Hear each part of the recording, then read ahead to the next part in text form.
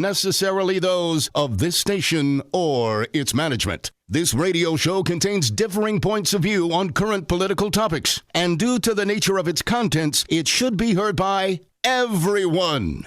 Thank you for listening. 3, 2, 1.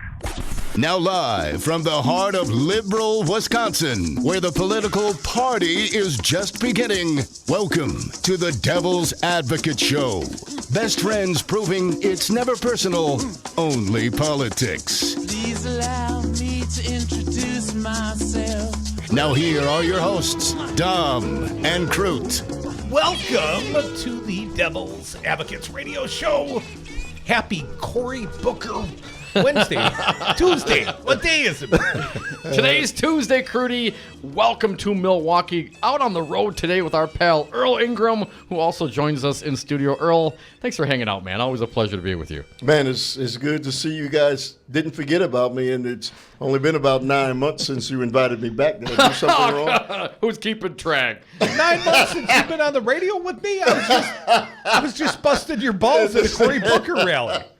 Come on, man. It hasn't been that long. Hey, man, I'm only kidding. It's glad to be here. I'm happy to be here. We're glad to host you here, and we were glad to have broadcast out on WRRD, WTTN, Cory Booker in Milwaukee in the 414. What was the venue, Earl? Coffee Makes You Black at 3802 North Tretonia Avenue, and just a wonderful venue in our community that hosts many events and many dignitaries. Just a great coffee shop. And it was great being there, although I didn't get to partake of the breakfast. You had the breakfast. What did you have for breakfast is always great, man. I had turkey bacon. I had potatoes. They call them everything in them potatoes, and eggs, 2 eggs over hard, and whole wheat toast. You know, I'm turning into you, Earl. The importance, and I'm hoping the breakfast was good, but the importance of the breakfast relative to the show probably low. I shouldn't have asked that question. Because then you felt obligated to answer it. Cory Booker, first impressions. Cory Booker, had you ever heard him speak in person before? No, I'd never heard him speak in person before. Seen him many times, followed his story. When he was, again, in New Jersey as the mayor, and he's always been a community advocate, man. He's a guy, a lot like myself. He's always out in the community and doing things to try to make his community better.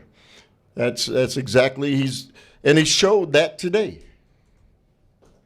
Did you see yourself reflected in the candidacy of Cory Booker, obviously an African-American man? That's a glass ceiling that has been broken, at least through the presidency. We've had Barack Obama. Cory Booker, a very impressive human being, but do you see yourself reflected in this man? More so than I ever could have with Barack Obama. Really? Again. You got a really out of Dom, a double really. You have to understand, Cory Booker was the mayor of a city similar to Milwaukee, Milwaukee's Central City. And the continued killings, the drug dealing, all of the things that are negative that impact the city of Milwaukee, they impacted the city where Cory Booker still lives.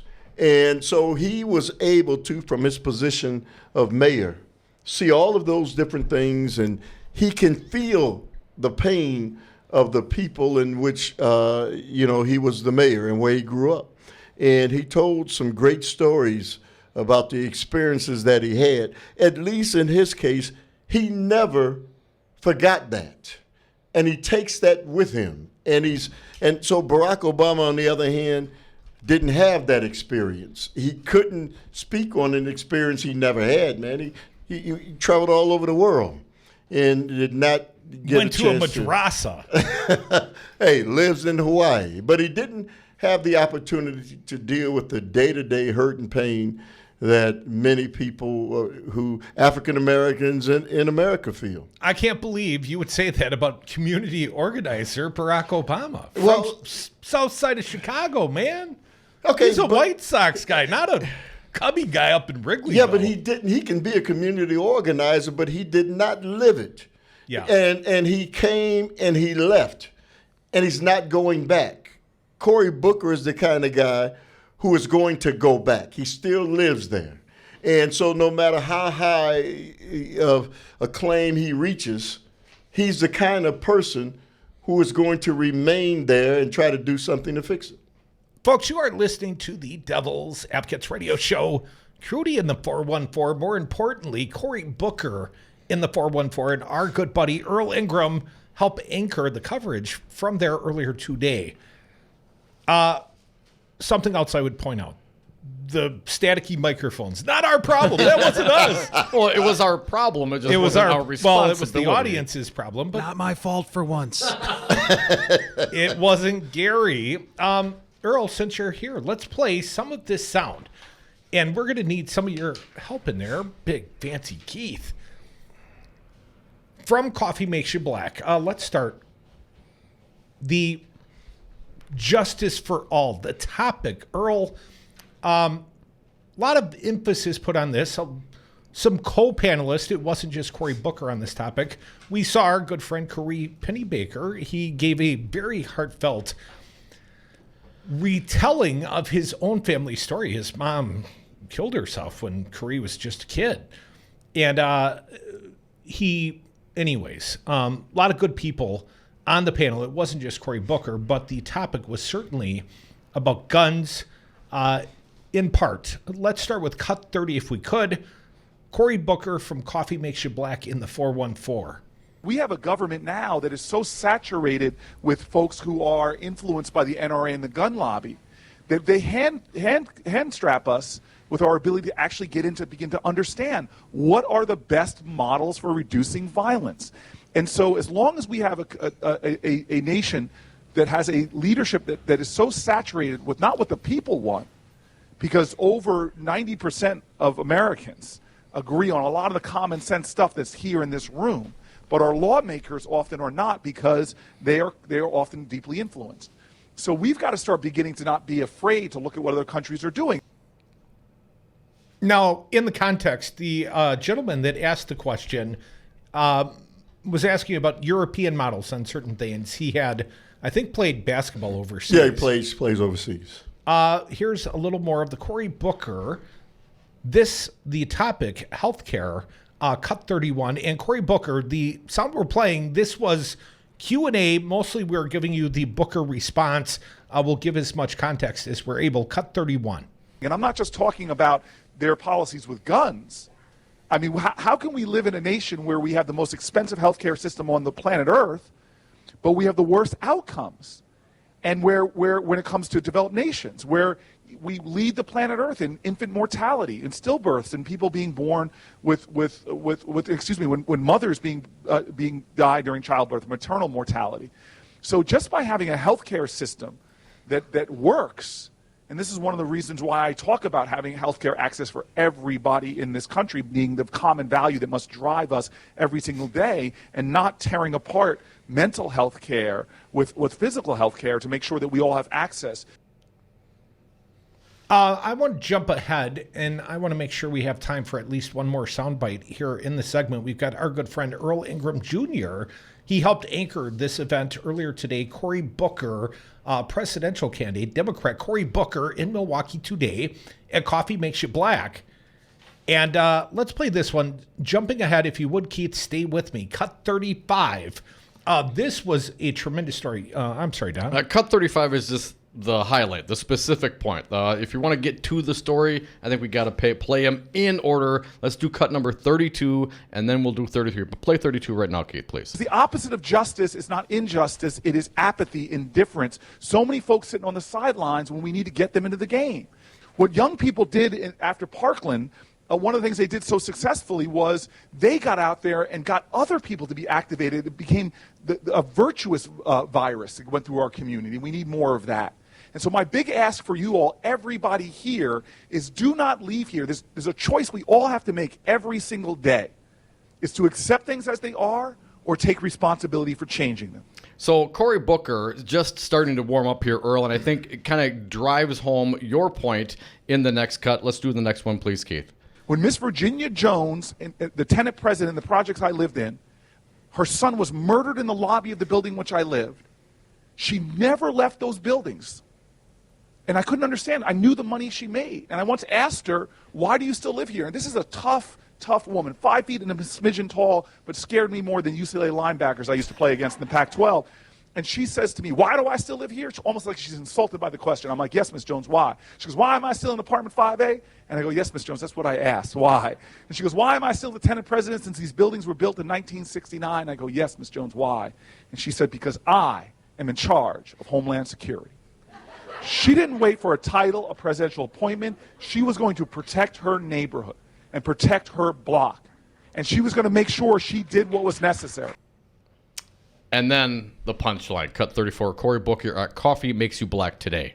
She taught me. I got my BA from Stanford, but my PhD on the streets of Newark from a lot of incredible teachers like Miss Jones, who taught me that hope is the active conviction that despair will never have the last word. And so I want you to know that's the first thing I need. I am going to be a president that tries to understand the lessons of this incredible woman's mother.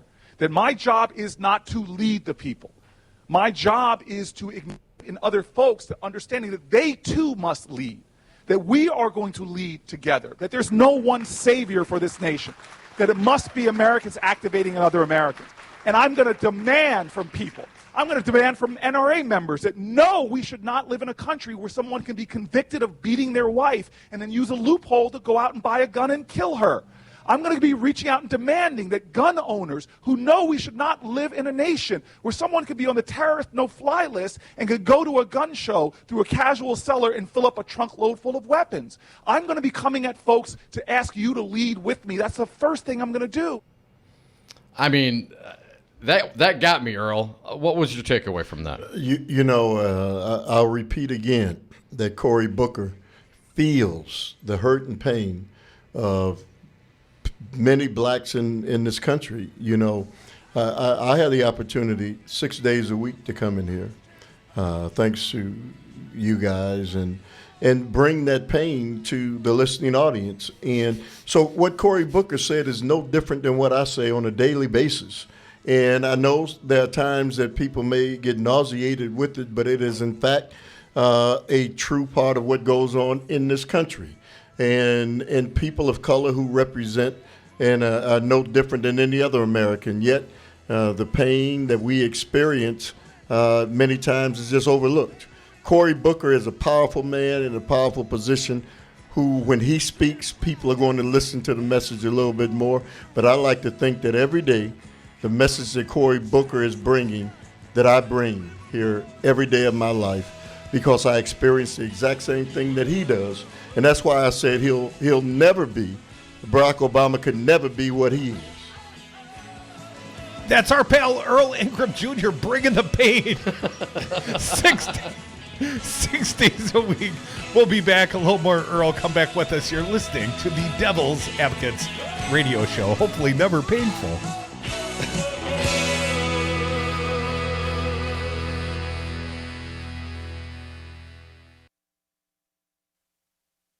Brad Zog, owner of Zero Res Madison. Brad, why should people use Zero Res Madison? Why wouldn't you clean your carpets like this? We've got a patented system. We also do another step that most people don't do. We have a double rotating brush machine that we use when we pre-treat the carpet. So this helps dig up any of that stuff that's deeper in your carpet that the vacuum doesn't get. We're going to provide that intermediary step before we clean with our empowered water. Call Zero Res today, 608-848-9000. Zero Res. Spell it forward or backward. It's the right way to clean. All workers benefit from unions, as unions create the highest standard in wages, health and welfare, retirement security, and workplace protections. Hello, this is Tom Bennett, President of Teamsters General Local 200. Your voice is your strength. The ability to build a stronger and better tomorrow begins today. Teamsters Local 200 represents workers in numerous industries, and our team is ready to sit down with you and your co-workers to build your unified team. Call Teamsters Local 200 at 414-771-6363 or visit us on Facebook or www.teamsterslocal200.com. 5 9s, your local single-source IT solutions provider. Specializing in cloud technology, consulting, servers, networks, and hosting. We manage your IT so you can focus on running your business. Enjoy technology. Enjoy59s.com. Hi, it's Olivia Munn with my shelter pets, Frankie and Chance, reminding you that when you adopt a shelter pet, you discover all the things that make them unique. Adopt pure love at theshelterpetproject.org. Brought to you by the Ad Council, the Humane Society of the United States, and Maddie's Fund.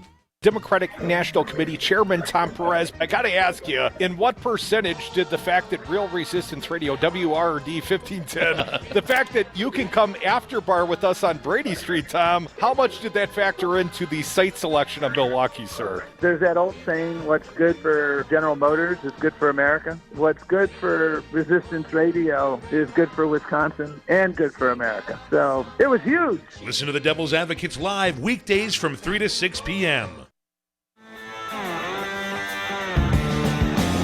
Bring it? Oh, it's already been brought in. Tom and Krutz are the Devil's Advocates.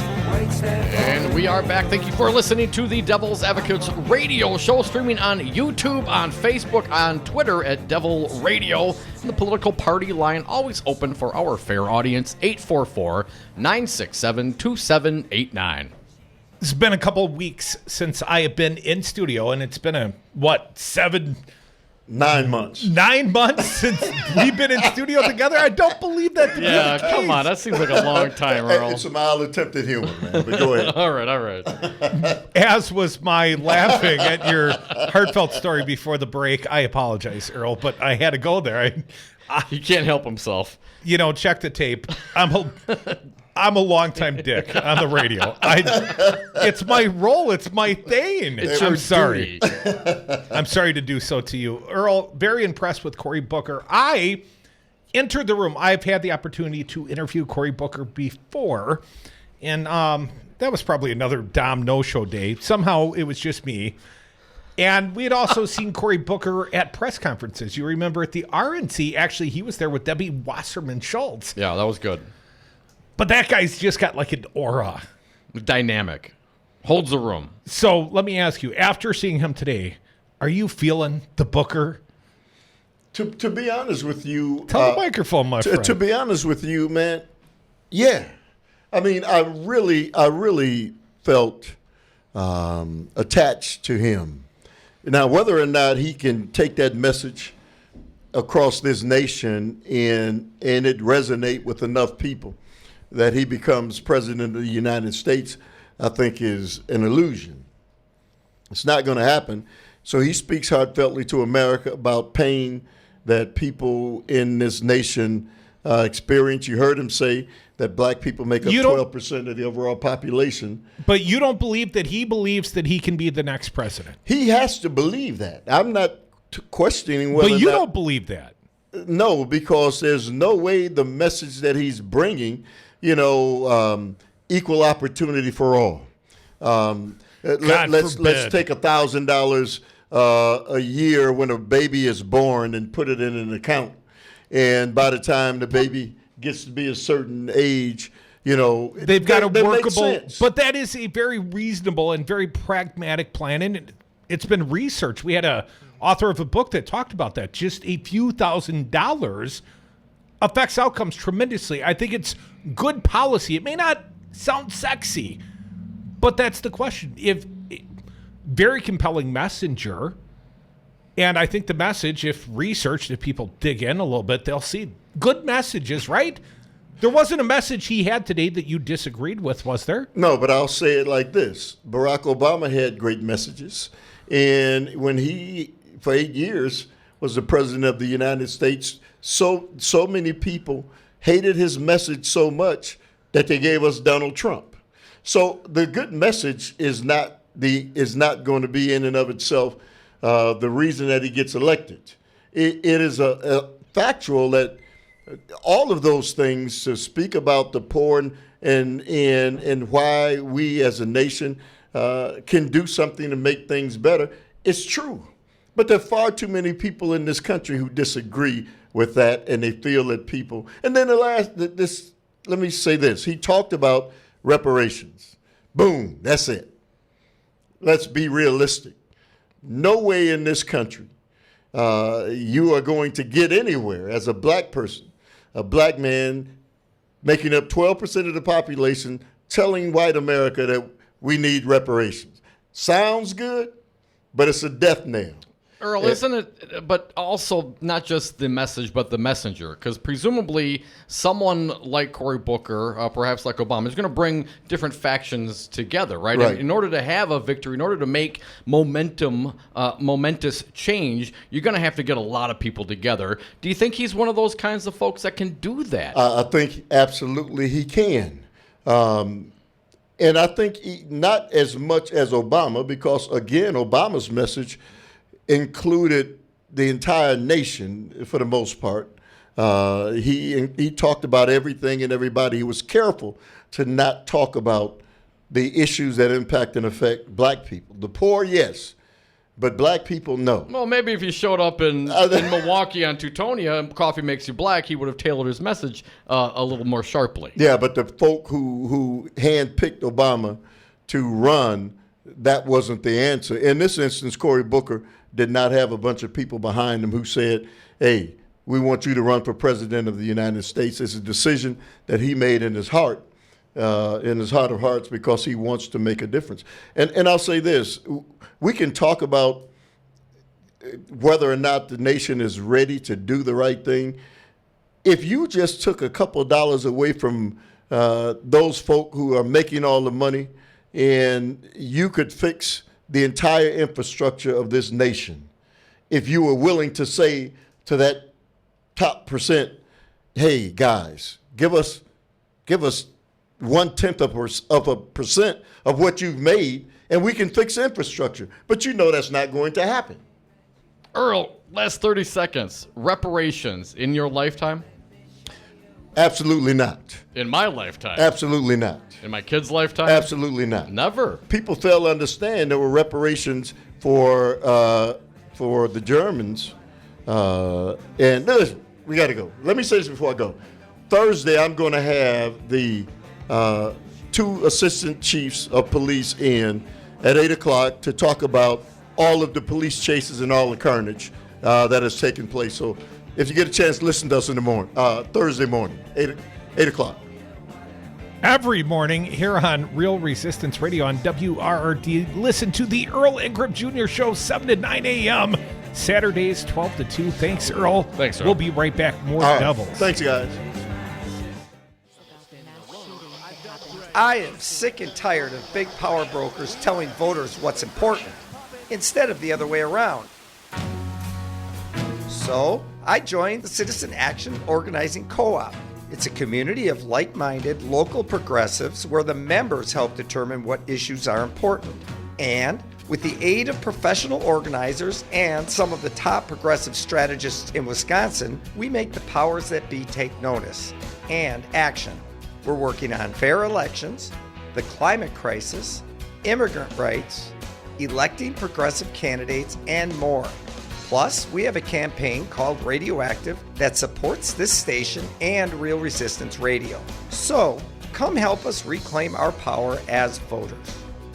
Become a member of the Citizen Action Organizing Co-op. Go to citizenactionwy.org.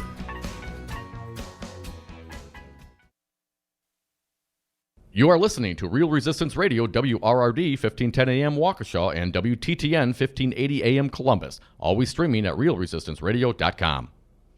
Brad Zog, owner of Zero Res Madison, resisting dirty carpets and harsh chemicals. Brad, why should people use Zero Res Madison? Why wouldn't you clean your carpets like this? We're not using any soaps. We're not using any chemicals. We cost about the same as the other guys. You look at it and you go, where's the downside? You got a completely green clean. It's awesome. We guarantee it. There's no downside. There's no downside. Use Zero Res. Call Zero Res today. 608-848-9000. Zero Res. Spell it forward or backward. It's the right way to clean. Hey, Milwaukee, do you have an office to clean out or close out? Don't call the junk man. Call my friends at Madison Liquidators. Sustainability is their business model. They'll pick up and recycle and refurbish your used furniture. They'll help keep your old office furniture out of the landfill. Find them online at MadisonLiquidators.com. Call Madison Liquidators, 608-831-1012. Madison Liquidators. Tell them the Devil's Advocate sent you. Here in the Badger State, we have our own expressions. When we're looking to go on vacation, we state, well, let's go up north. Hello, this is Tom Bennett, President of Teamsters Local 200. Here in the Badger State, we also have another expression, union yes. The strength of the labor movement depends on elected officials here in Wisconsin and Washington, D.C. that support the values of working families that raise the standards for all. Give us a call at Teamsters Local 200 at 414-771-6363 or visit our website at www.teamsterslocal200.com or on Facebook at Teamsters Local 200. Be engaged. If you're like a lot of companies, you know you need IT, but you aren't sure where to start. That's where Five Nines comes in. Hi, I'm Todd Stryker, President and CEO. For almost 15 years, Five Nines has been providing IT solutions to companies just like yours. We'll show you the solutions that are right for your business and give you the roadmap to success in the future. Find us at fivenines.com. That's the number 5, NINES.com.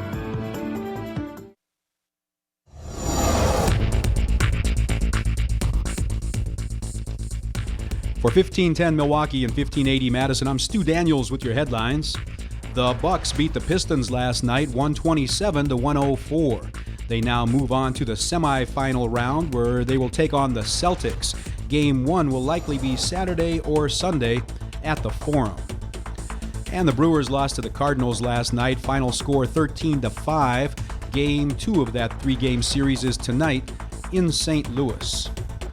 Outside tonight, clear skies, lows around 40 degrees. Tomorrow, sunshine, highs around 61 in Milwaukee, 66 in Madison. You're listening to WRRD and WTTN.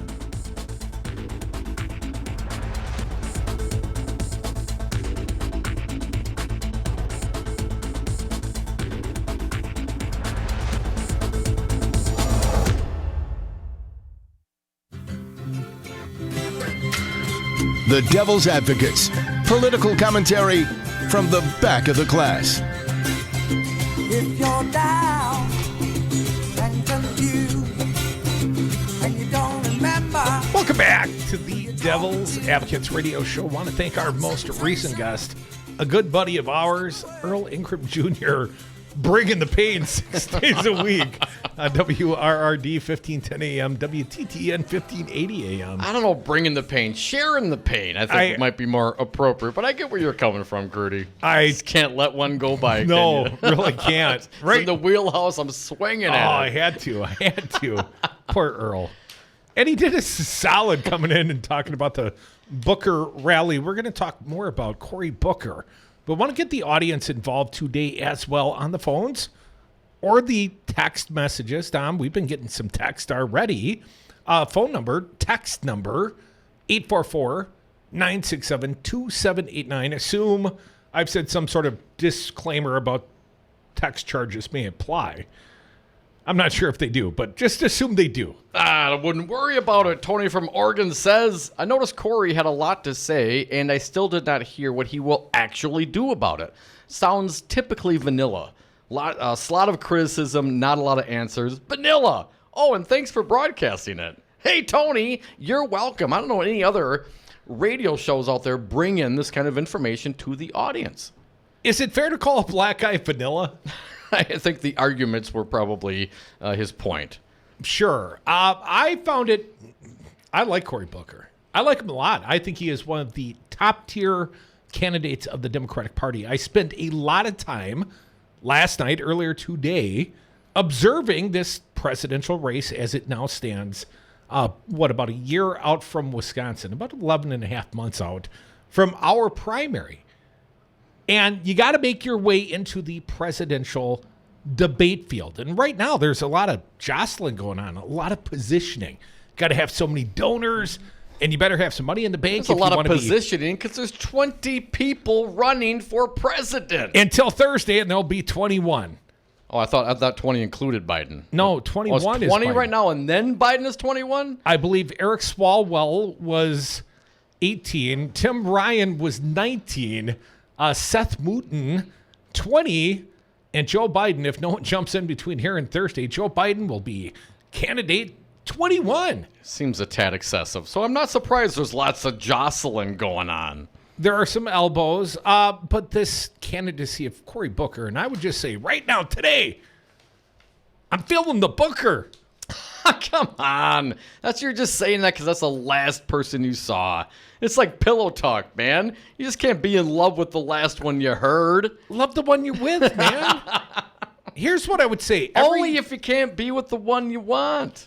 Well, we were with the one I would probably choose first last week, right? Bernie Sanders a week ago Friday. And I would say when these other 21, although I don't consider them all top-tier candidates, but I would do my damnedest. We would make room on this fine show for any of the 21 as of Thursday when Joe Biden jumps in, Uncle Joe. We would make time for any of those 21 candidates right here on the Devil's Advocates. And if possible, if they're in our backyard, if they're in the 414, hell, if they're in the 608, we will go. We will broadcast it live. We'll do it live. We'll broadcast your rally. Presidential candidates. No, there's lots of love here. And I love them all. I love them when they come to my state. Well, yes. I love when they pay. When they give us a little bit of love, it's easy to love them back. I want them when they want me, Dom. I want them when I want them. Well, what about Cory Booker? You were not at the event. No, when how did that work out? Why was I the producer? You had for the Madison? gear, man. You had the gear. Oh. When I first saw Cory Booker, in person in was it Vegas? Where were we for that? I think we first saw Cory Booker in Cleveland. In the side spin room or something like that. And it was down the street. It was off campus. It was off the RNC campus. Right. And it wasn't a big audience. It wasn't a big room. No, it was a room jam full of press, sort of elbows to what. And that's when I noticed really the first time that the energy and the way he holds the room. So, charismatically, certainly, no doubt about it. It is with so many people running and many of them carrying similar messages, is he going to be able to elbow his way out and then raise the money that is going to be needed? And I'm just wondering, based on what we see right now, if he's going to be able to do that. But charismatically and the content that he delivers, I don't think it was vanilla, as our friend Tony said. I think he said some things, but certainly it was not specifically a policy discussion today. I'm just telling you, I am feeling the Booker. Today, I am feeling the Booker. Booker or bust. Quickly, a political piece. We touched on this briefly yesterday, and I think we should give it at least a read here. And you can join us, 844-967-2789, as Natasha Korecki writes, Senator Cory Booker launched a bid for the White House in February on a message of love and unity, painting himself as an inspirational leader who would help a polarized America find common ground. Just 10 weeks later, Booker is discovering that so far, love just isn't enough. Money helps. Polling in the single digits and lagging top-tier competitors in fundraising, Booker this week sought to reboot his campaign, launching a Justice for All 2-week national tour heavy on economic policy proposals and social justice messaging. In Iowa, he rolled out an expansive proposal for a new income tax credit and talked about the need for rural infrastructure investment. In Georgia, he unveiled a voting rights plan, vowing to make Election Day a national holiday, and talked about restoring voting rights to ex-felons. The recent steps aim to invigorate a presidential bid that has underwhelmed some Democrats who are questioning whether Booker's message is one that resonates in the Trump era. Booker kicked off his presidential bid Feb 1, framing his run on the proposition that the nation's next leader needs to tap into ways to reunite our ever-divided country. Booker, who often references Martin Luther King Jr., is shaping his candidacy as one that seeks to bring back civic grace and discourse, saying that political tribalism in America runs so deep we can't even do the things that we agree on. Dom, here's a little more of a quote. I'm going to take it down a little farther. Right now, what this country needs is not people having a race to the gutter, not a party that's going to show the worst of who they are, not when they go low, we go lower, not fighting fire with fire, he said in a recent Iowa campaign stop. It's a tricky platform to execute, said Sam Bagnewski, a chairman of the Polk County Democrats, While he said Booker's message is compelling, it comes at a political moment when the party's hungry for candidates to offer evidence that they can defeat President Donald Trump. My last quote here, Dom. Well, it's not my quote. It's Bagnuski's.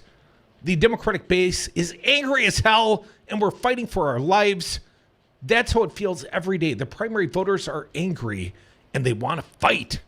Crudy, at an Iowa town hall this week, one potential caucus goer commented on Booker's approach, telling him that while we love your love message, tackling issues like climate change has to be our first priority. Even the senator acknowledged he's been second-guessed on his messaging. That's not a strategy to win, Corey. You're fighting against Donald Trump. How you gonna win? Booker said. People will ask him. I say, please. I'm the guy who beat this machine in Newark, New Jersey. Booker told the Iowa crowd he believes the election has to be about something more than just ousting Trump from the White House. Here's another quote. We have a choice in this election. To make it about one guy in one election and just get rid of him? ? I understand that call, but it's got to be about something bigger than that. We Democrats in this room, it can't just be about beating Republicans. No, this is a moral moment in our country where it's got to be about uniting Americans, unquote. A March Focus on Rural America poll in Iowa backs up Booker's premise. 50% of those surveyed said it was absolutely critical that a 2020 candidate is someone who can heal the racial, ethnic, and partisan divide in our country. Now I'm going to stop you right there just for a moment, buddy. That just means beat Donald Trump. That's all that means right there. That's how you unify the country, in defeating Donald Trump. That's one interpretation of it. I appreciate That's that. the correct interpretation. That's your interpretation. I could imagine that some of that 50% in rural Iowa are Republicans. That there are Republicans that believe in defeating Donald Trump and bringing the country back together that again. think there is a need for that, and certainly room for that. Now, whether or not Booker's the guy, we'll have to wait and see. Continuing on from the Politico article. Still, as he moves into the second quarter of the most crowded and diverse Democratic presidential primary in history, Booker is finding that the skills he's long tapped as an orator with a mayor's flair for finding human connection so far haven't been enough to break through. On top of a slew of other U.S. senators in the race, fresh faces like former Texas Rep. Beto O'Rourke and South Bend Mayor Pete Buttigieg are deploying similar retail traits to dazzle prospective voters. So far, according to polls, O'Rourke and Buttigieg have ranked above Booker, who also trails top-tier candidates in the race, including former Vice President Joe Biden, as well as Senators Sanders, Warren, and Harris. Likewise, Booker's first quarter $5 million fundraising haul ranked below most other top-tier Democratic candidates. While his campaign says his polling numbers qualified him for the national debate stage, he's trailing in these small dollar fundraising contest that's reflecting strength in many of his competitors' campaigns. With that in mind, Booker has shifted toward a more policy-heavy agenda in his 2-week tour across the country that will take him to early presidential states and the South. In an Iowa event on tax day, Booker unrolled an expansive income tax credit, proposing to raise the earned income tax credit by 25%, aiming to significantly reach more people. Here's another quote. We should be having the biggest increase in the earned income tax credit, and that's what I'm proposing by making sure that anybody who works gets back from the government. If you're earning more than $50,000 a year, or if you're a couple of $90,000 a year, you will get a tax credit in this country, he said, then gently jabbed at the crowd for failing to react. And by the way, before you even applaud, let me tell you, he said to the laughter. Wrapping this up, even as Booker sought to recharge in Iowa, he was overshadowed by Buttigieg, whose unexpected surge drew among the biggest crowds for Democratic 2020 candidates touring in the first-in-the-nation primary state. I think part of it is the newness factor. We have a lot of great candidates in the field who are pretty well known. Pete's bubbled up because he's new and different, but also his demeanor. He's very chill, has a great sense of humor, but he's very knowledgeable, said Vanessa Phelan, chairwoman of the Northwest Des Moines Democrats. Phelan noted that while Buttigieg's crowd was unexpectedly large, she's seen many of the same people attending events for 2020 candidates as they're still shopping around. Asked whether Democrats wanted to hear Booker's message of love and unity, she said they do, but that they want more. What we all just really want is for the presidency to change hands, she said. I think there is space for that message, but I just don't know if it's resonating. Love does not resonate. Let me just tell you, be an angry liberal like Rudy. Just wake up angry. Wanting to kick Donald Trump's ass I each think and every there's day. room for that. I mean, certainly, yes, there's got to be room for that, man. You gotta. Yeah, there is 4th, 5th, 6th, 7th place, somewhere down there. That's where that message will leave you. Does it have to be an all or nothing, though? I mean, if you're It's going a to throw presidential elbows, primary. if you're going to throw elbows, can't you also do it with some love? I mean, does it only got to be if I'm loving everybody, then I'm weak? Is that the impression? I just don't know if that's. I think a little bit of all that is needed, man. Well, he better start gaining some traction. I think he found a warm and embracing crowd at Coffee Makes You Black in Milwaukee. Talking about Senator Cory Booker. He was there earlier. I was at the event. We had the opportunity, with the permission of the Booker campaign, to broadcast that event. We felt quite fortunate to bring it to our audience. And I love me some Cory Booker, and I think he is tremendously charismatic. I mean, amongst the Republican, the 17, he'd have been +3. He was at least 3 better than anyone that ran in the field of Even Republicans. better than Scott Walker? Oh, just slightly. Just a skosh. Just a little bit? Yes, just a little more dynamic. Did he? Did Cory Wankinator. Booker roll his sleeves up and step out from behind the podium like Walker did at the Freedom Summit? No, he snuck up Corey Pennybaker, our friend, a former congressional candidate. Corey was talking about his experience, and Cory Booker came sort of slinking out behind him out of a door. And Corey got up and started talking. Here comes Cory Booker, and the crowd's like, yeah! And Corey's like, hey, warmest all right. reception I've ever gotten in my life. You know, he had to be thinking that because then he turned around and he looked, and there's Cory Booker. And then, of course, in part is what the crowd was reacting to. But I think the crowd was, feeling the Booker. I'm feeling the Booker a little bit today. I could be convinced. We Dems, we got to fall in love. A lot to love about Cory Booker's candidacy and his oratory skills and his charisma and his charm. But that love thing, that'll get you like 5th place. Come back with us. More Devil's Advocates. Phone lines open for you at 844-967-2789. We love you, our audience, especially when you call.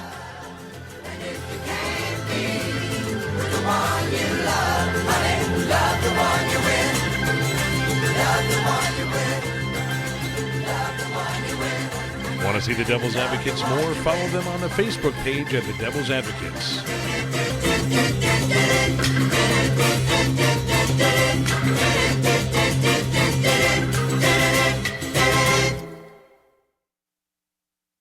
All workers benefit from unions, as unions create the highest standard in wages, health and welfare, retirement security, and workplace protections. Hello, this is Tom Bennett, President of Teamsters General Local 200. Your voice is your strength. The ability to build a stronger and better tomorrow begins today. Teamster Local 200 represents workers in numerous industries, and our team is ready to sit down with you and your co-workers to build your unified team. Call Teamsters Local 200 at 414-771-6363 or visit us on Facebook or www.teamsterslocal200.com.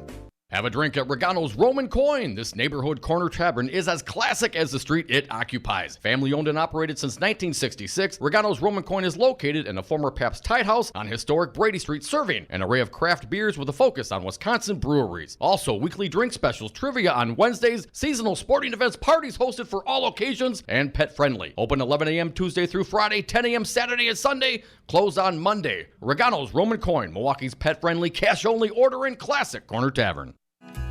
Hi, I'm Crudy, and I've been busy building out the new Talk 92.7 studio and business office here in Madison. For furniture, I started at Madison Liquidators, a family-owned local company with sustainability as their business model. I found a great used conference table at a great value, and they even delivered. When I stopped back for chairs, Madison Liquidators owner Kelly asked me, but what about the plan for the rest of your office? I had no plan, but Kelly did. First, she listened to my needs, then she measured, and then she offered me price, color, and awesome design options.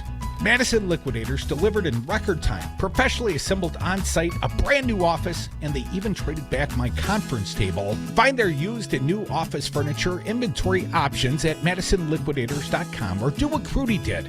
Have Kelly create a plan for you. Call Madison Liquidators 608-831-1012. Tell them the Devil's Advocate sent you, or find them online at MadisonLiquidators.com.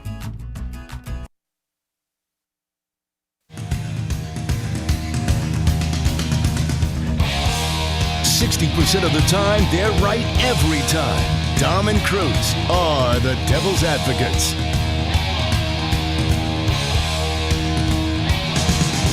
And we are back. Thank you for listening to the Devil's Advocates radio show. Phone lines are open, 844-967-2789. Do we have any callers? I only asked because I didn't bring my computer. I left it for Brandy later. How could we not have any callers? That's so weird. That is disappointing. 844-967-2789. Any We thoughts? demand your love and affection now. Can you do that? Is that what, Corey? Maybe that's a message Booker should take. Demanding the love. Demanding the unity. Yeah, in this Me Too age, that's exactly the message.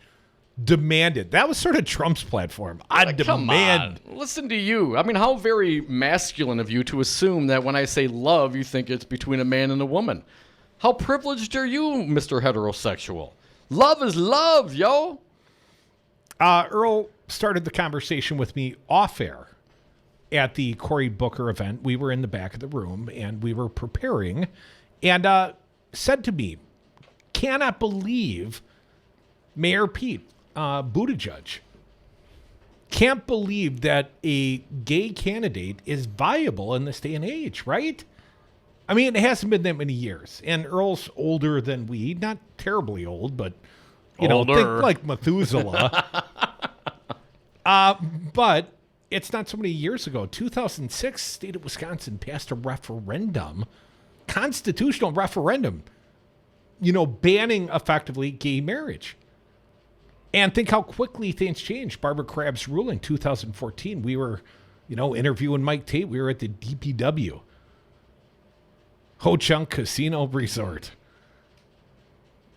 And the Barbara Crabb, federal judge, opened up a window for about a week. And by Monday, man, we had one of the fullest shows we've ever had because of the number of people that had either administered same-sex marriage or had been the first ones in the county of Dane or whatever the case may be. I mean, we jammed it full like we normally do. And that was a tremendous day. But that was very recently in the whole scheme of things. What, 5 years that's been? And now all of a sudden, 5 years later, we've got a presidential candidate who's viable and on the rise with a bullet, Buttigieg, who's openly gay and doesn't seem to have any qualms with it. The only one that seems really bothered. Pence? Mike Pence. No, I have not seen anything specifically. What gives you the impression that Pence cares? Well, because Pence cares. Because they've had it out. Pence has publicly made proclamations. You know, Pete knows better. He's attacking my religion. You know, when I hate on his sexuality and he doesn't just roll over and take it, then that's an attack on Pence's victimhood Christianity. You know, they've had it back and forth. It does seem like it's time is flying by in those regards. But let's not forget, Donald Trump is president. So is progressive as we like to think that we are potentially as a nation, that someone who is in a gay marriage has an opportunity, at least a snowball's chance in hell of becoming president. There's still a whole lot of people that wish he didn't exist, that are citizens of this country, that are going to vote for a guy like Donald Trump.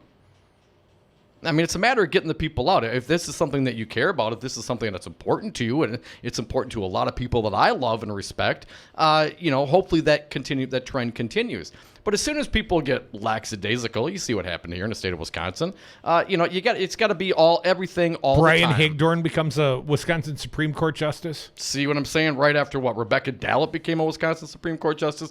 So, Wisconsin's certainly a purple state, but, ask around the Republicans here in the state of Wisconsin. You know, I'd really What's like to that mean? What their thoughts are on gay marriage. They're against. Probably a lot of them are. You know, I've been wanting to say this for some time, and this is not an original thought of mine, although very intelligent.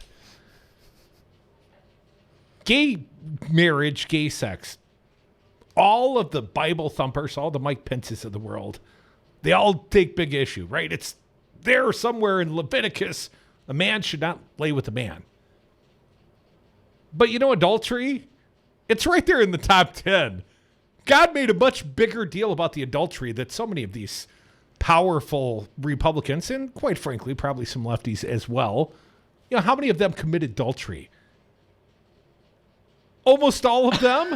Come on. What? It's a number bigger than the number that have had homosexual sex, although we are talking about the Republicans, so it could be close. You never really know. There was that night in college for cruising. Thou shalt not lie. Isn't there a lie in there too? Bear false witness, something like that, right? Thou shalt not lie. Oh. Thou shalt not kill. Well, let's just stick with the lying and the adultering. I mean, does that remind you of any particular Republican president that might be here right now? And are the right? They're embracing him, man. It's like he gets away with it. They forgive his sins, but they impeach Bill Clinton about a little fellatio in the White House. It's irrelevant, right? It's all politics, and it's all irrelevant as long as whoever gets the power, as long as they win, then they're fine. And if there's a threat to that power, they'll do everything they can to hang on to it. If you understand that this is all about politics, especially for the Republicans, not that it should not be for the Dems, you know, we got to stop bringing pillows to a gunfight. But shouldn't we be wearing the brass knuckles all the time? Shouldn't love be in the rearview mirror?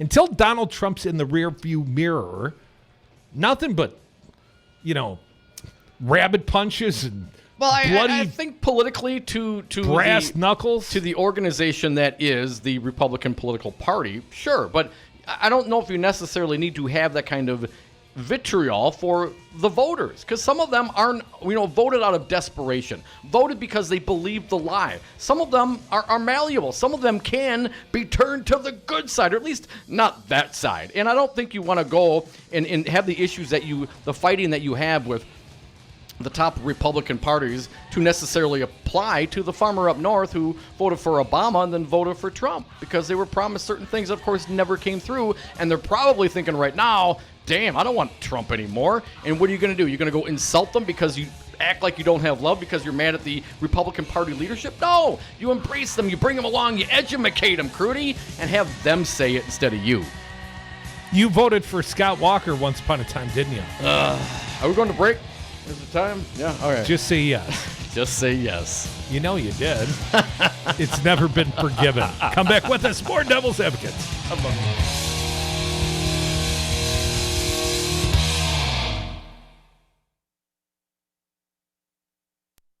Brad Zog, owner of Zero Res Madison. Brad, why should people use Zero Res Madison? Why wouldn't you clean your carpets like this? We've got a patented system. We also do another step that most people don't do. We have a double rotating brush machine that we use when we pre-treat the carpet. So this helps dig up any of that stuff that's deeper in your carpet that the vacuum doesn't get. We're going to provide that intermediary step before we clean with our empowered water. Call Zero Res today, 608-848-9000. Zero Res. Spell it forward or backward. It's the right way to clean. Electric bikes are exciting. E-bikes improve your health. E-bikes give you fun things to do this summer besides going out to eat. Lynn, I have gotten chubby. Lose weight, lower blood pressure. But is it going to cost me $2,000? No, at Crazy Lenny's E-Bikes, we have bikes for just $690. Get outside this summer. Ride the trails. Get an e-bike. Go up hills without pedaling. E-bikes only $690 at Crazy Lenny's E-Bikes, 6017 Odana Road. You don't have to buy one. Just try one. No, you don't have to buy one. Just try one. You are listening to Real Resistance Radio, WRRD 1510 AM Waukesha and WTTN 1580 AM Columbus. Always streaming at realresistanceradio.com. Clinton's impeachment view. Trump and Congress spar. I'm Mike Moss. Hillary Clinton says Congress needs to hold hearings on the conclusions of the Mueller report. If at that point they believe that high crimes and misdemeanors have been committed, then I think it is the obligation of the Congress to put forward articles of impeachment. You may see a legal tug of war as Congress looks to hear from key figures in the Mueller report. More from White House correspondent Bob Costantini. Will the House Judiciary Committee, led by Democrat Jerry Nadler, get to hear from former White House counsel Don McGahn, or will the White House claim executive privilege, perhaps leading to a legal fight? Deputy Press Secretary Hogan Gidley. It's going to be up to the attorneys, but what I can tell you is it's pretty clear what Jerry Nadler and others are trying to do here. They don't want to get to the truth. They want to get to this president.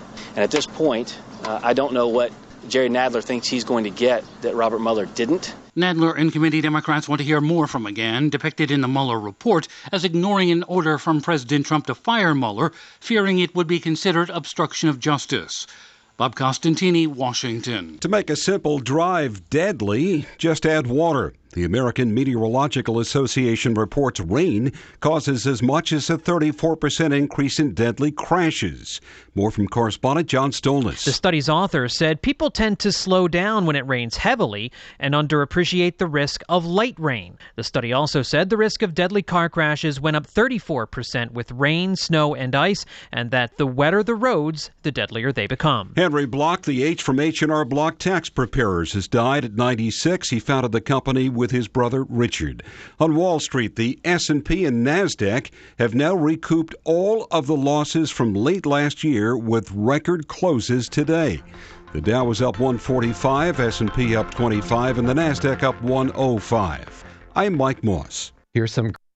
Here in the Badger State, we have our own expressions. When we're looking to go on vacation, we state, well, let's go up north. Hello, this is Tom Bennett, president of Teamsters Local 200. Here in the Badger State, we also have another expression, union yes. The strength of the labor movement depends on elected officials here in Wisconsin and Washington, D.C. that support the values of working families that raise the standards for all. Give us a call at Teamsters Local 200 at 414-771-6363 or visit our website at www.teamsterslocal200.com or on Facebook at Teamsters Local 200. Be engaged. Hey, Milwaukee, do you have an office to clean out or close out? Don't call the junk man. Call my friends at Madison Liquidators. Sustainability is their business model. They'll pick up and recycle and refurbish your used furniture. They'll help keep your old office furniture out of the landfill. Find them online at MadisonLiquidators.com. Call Madison Liquidators, 608-831-1012. Madison Liquidators. Tell them the Devil's Advocate sent you. May be the most powerful user of Twitter. Today, the president met at the White House with Twitter CEO Jack Dorsey. The next time your watch tells you to stand up, it might be a good idea. Jan Johnson reports in a brand new study. The study finds that Americans now spend almost a third of their waking hours sitting down. In fact, the average has increased by about an hour a day over the past few years. For teens, that comes to about 8 hours. For adults, about 6.5 hours in a chair or on the couch, including school, work, TV, and other screen time. The researchers at Washington University in St. Louis say everything they found concerned them, especially in light of persistent warnings about the health risks of a sedentary lifestyle. I'm Jan Johnson. Former Vice President Joe Biden will launch his 2020 presidential campaign on Thursday, becoming the 20th Democrat seeking the nomination. I'm Mike Moss. The choice of Businesses today thrive and survive with technology. At Five Nines, we provide businesses with the IT tools they need to stay relevant. We offer enterprise-level solutions at competitive prices. I'm Todd Stryker, President and CEO of Five Nines. Let us manage your IT so you can focus on more important things, like running your business. Check us out at fivenines.com. That's the number 5, NINES.com.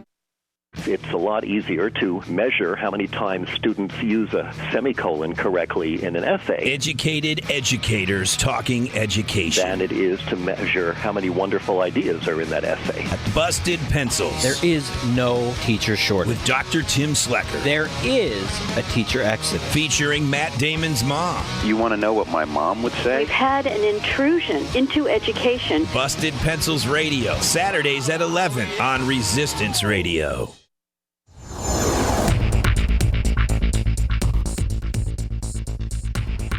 For 1510 Milwaukee and 1580 Madison, I'm Stu Daniels with your headlines. Milwaukee-based Harley-Davidson yesterday reported a 26% drop in first quarter profits.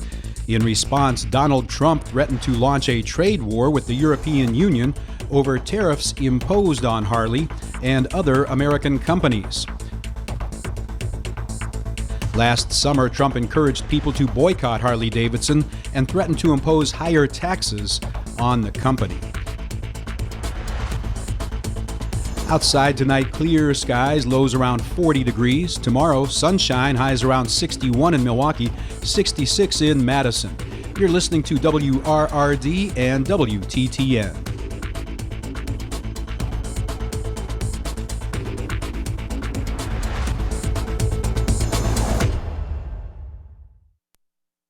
Warning, you are about to listen to the greatest radio show ever.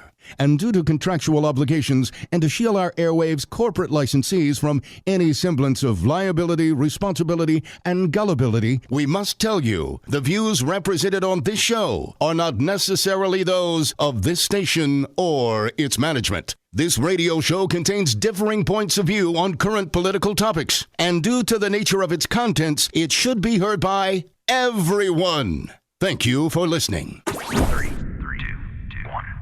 Now live from the heart of liberal Wisconsin, where the political party is just beginning, welcome to the Devil's Advocate Show. Best friends proving it's never personal, only politics. Please allow me to introduce myself. Now here are your hosts, Dom and Crute. Welcome back. Hour 2 of the Devil's Advocates Radio Show. I guess we've decided it's Tuesday. It is Tuesday. It was a Cory Booker Tuesday, and I think we've given proper coverage to Cory Booker. Hashtag Field the Booker. You're welcome, Cory. You are welcome, Senator Booker. Dom, last night, Town Hall, CNN. I asked you if you were going to watch it. And what did you decide? I, as mentioned, watched the Bucks and a little bit of Brewers last night. So, no, I did not watch it. So the Bucks swept and the Brewers lost. Thanks, Dominic.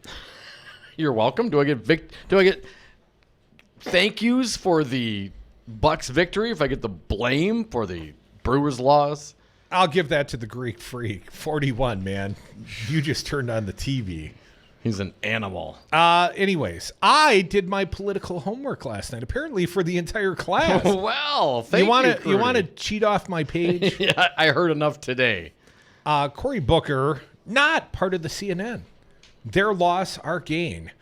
Amy Klobuchar started the event, and this was a 5-hour successive town hall, and Fancy Keith going to need your help on this. Going to start over on the back of the page, cut 24, Amy Klobuchar. She went first, the senator from Minnesota. And the topic was impeachment. And I thought she could have been a little stronger in her response. If you would, Fancy Keith, 24. I believe very strongly that President Trump should be held accountable. When you look through that report, it is appalling, some of the things that were going on. And you could see time and time again, maybe you've read parts of it, that was his advisors that held him back. So I believe, first of all, we need to have hearings in both the House and the Senate, and not just with Attorney General Barr. We need to bring Director Mueller before the United States Senate, right? Because otherwise, we are never going to get to the bottom of it. The impeachment proceedings are up to the House. They're going to have to make that decision. I am in the Senate, and I believe that we are the jury. I've always believed this from the beginning to the end. I'm a former prosecutor. I believe you look at the evidence to make decisions. So if the House brings the impeachment proceedings before us, we will deal with them. But let's look at what Director Mueller said. He said there were two ways for accountability. One was Congress, and we're going to start seeing that with these investigations. And the second is other investigations, right? There's cases going on in your home state of New York. There's cases going on all over the country. But there is a third way to hold this president accountable, and that is by defeating him in the 2020 election. And I believe I can do that. I'm less convinced. Well, odds are it won't be her. Odds are it won't be anyone. It's going to be somebody, but with 20, She's got at least a 5% chance, That's right? That's what I'm saying. But she only has roughly 5% support currently, and with she's not down for the Medicare for all. We're going to jump ahead on this one. This almost right away. Here is a topic Klobuchar loses. Crudy, yours truly on Cut 26. I want to bring down your health care costs. I think I've explained that, and I think you've got to believe me on this. I have been out front taking on the pharmaceutical companies and was out front as an advocate for the Affordable Care Act from the very beginning. But I want to get to universal health care, and I want to get there fast. And one of the ways we do that is, first of all, we can immediately do something to bring down those premium prices with something I'm not going to go into, but it's cost sharing, something, by the way, Senator Shaheen, the great senator from New Hampshire, has worked on, as well as reinsurance. But then the next big thing is to get that public option in place, because then you don't have any middlemen. You have competition. You have people that will go over there. And I believe in big ways once you have that set up in the right way, which is why the insurance companies were fighting against it. And that is a way you get there without suddenly dismantling the entire system, which was very difficult to do when we put the Affordable Care Act in place. If anyone remembers that, you guys were pretty young. It was a few years ago, but it was a hard thing to do. And what I want to do is, what do the doctors say? Do no harm. And I think we do no harm and do us much better by getting that public option in place immediately. Senator Klobuchar, you lost me at reinsurance. It's a hard thing to do. It's hard. Things are hard. Who knew healthcare could be this hard? I had no idea. Perhaps one more from Klobuchar. The gender question. I think it's a fair question. Cut 29, if you'd be so kind, Keith. I would say that please run for office. Right now, I think we have something like, we're now up to over 25 women in the Senate. That's good, because in the history of the Senate, we've had over 2,000 men and something like 50 women. I was on Trevor Noah's show, and he said if a nightclub had a ratio like that, they'd shut it down, okay? So I would suggest that you run for office, that you get involved in campaigns. Run for office and get involved in campaigns. I think she obviously resonates with some women voters, perhaps, and certainly a lot of people in encouraging females to get more involved and go out and run and get involved in campaigns. Except if you're watching the CNN town hall last night and you saw the warm-up act that was Senator Amy Klobuchar, and I did like her little good sort of Midwestern thing, that affectation. I thought it was natural. It came. Yeah, man, she's our neighbor. I mean, there's no one more Midwestern-y, I think, than Amy Klobuchar. I want to get one more before we move on from her. The question about winning the Midwest, focusing back on, the Rust Belt areas, as it were. If you would, please, Keith, Amy Klobuchar of the CNN Town Hall last night, cut number 28, if you would. We have to have policies and ideas and bread and butter ideas that show that we have their back. And it doesn't matter the color of anyone's skin. If we need to show we have their back. And the problem is that message got lost because Donald Trump likes to divert you every single day, right? You know what he does. He sends out a tweet to try to control the message. Well, when he did that to me, when I announced my candidacy in the middle of a blizzard, and he made fun of me for talking about climate change, by the way, happy Earth Day, when he made fun of me for doing that, I said, hey, Donald Trump, the science is on my side, and I'd like to see how your hair would fare in a blizzard. Mr. Umbrella Man, okay? So the point here is that, yes, what happened in 2016, we had a great candidate with great policies. We had Russia coming in, invading our election, which we've learned more about in the Mueller report. And by the way, I don't care if they do it with tanks or they did it with missiles. This time they did it to our election, and they did that. We had never run against anyone like Donald Trump. Well, we learned how to do that in 2018. And that means, yes, sometimes standing your ground in your values, sometimes ignoring him, and sometimes using a little humor, all right? Because a lot of things he says are just completely absurd, and we need to take it to the people in Minnesota and Wisconsin and across the country, and that's how we win this election. That was the Minnesotan Senator Amy Klobuchar. And Wisconsin and the country. The presidency runs through Wisconsin. Don't forget it. Sure. I don't disagree with that assessment, but when watching Amy Klobuchar, and immediately following Amy Klobuchar was Elizabeth Warren. And if there was a star last night, it was Elizabeth Warren. And Amy Klobuchar, a pale version of Elizabeth Warren at best. I only ask 'cause at best, a pale version. A pale version? Yes, like a white bread version of the charisma of the candidate. Elizabeth Warren light? She shone. She was a bright, shiny star last night. I'm a bright, shining star. Let's not go to Boogie Nights. Elizabeth Warren was the star last night. And, you know, I'm a Bernie guy. But before I was a Bernie guy, I think I was an Elizabeth Warren person. And if she'd have run in 16, I'd call myself a Warren person.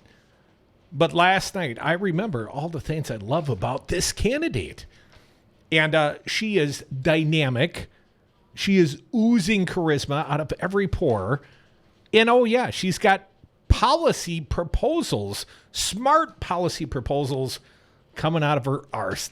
So let's get to it. The star, if there was one, and I think there were many bright stars, but her light shone the brightest. Elizabeth Warren, let's do it. If you would, back to number one, Fancy Keith. Elizabeth Warren, perhaps my girl again. This is the America we live in now.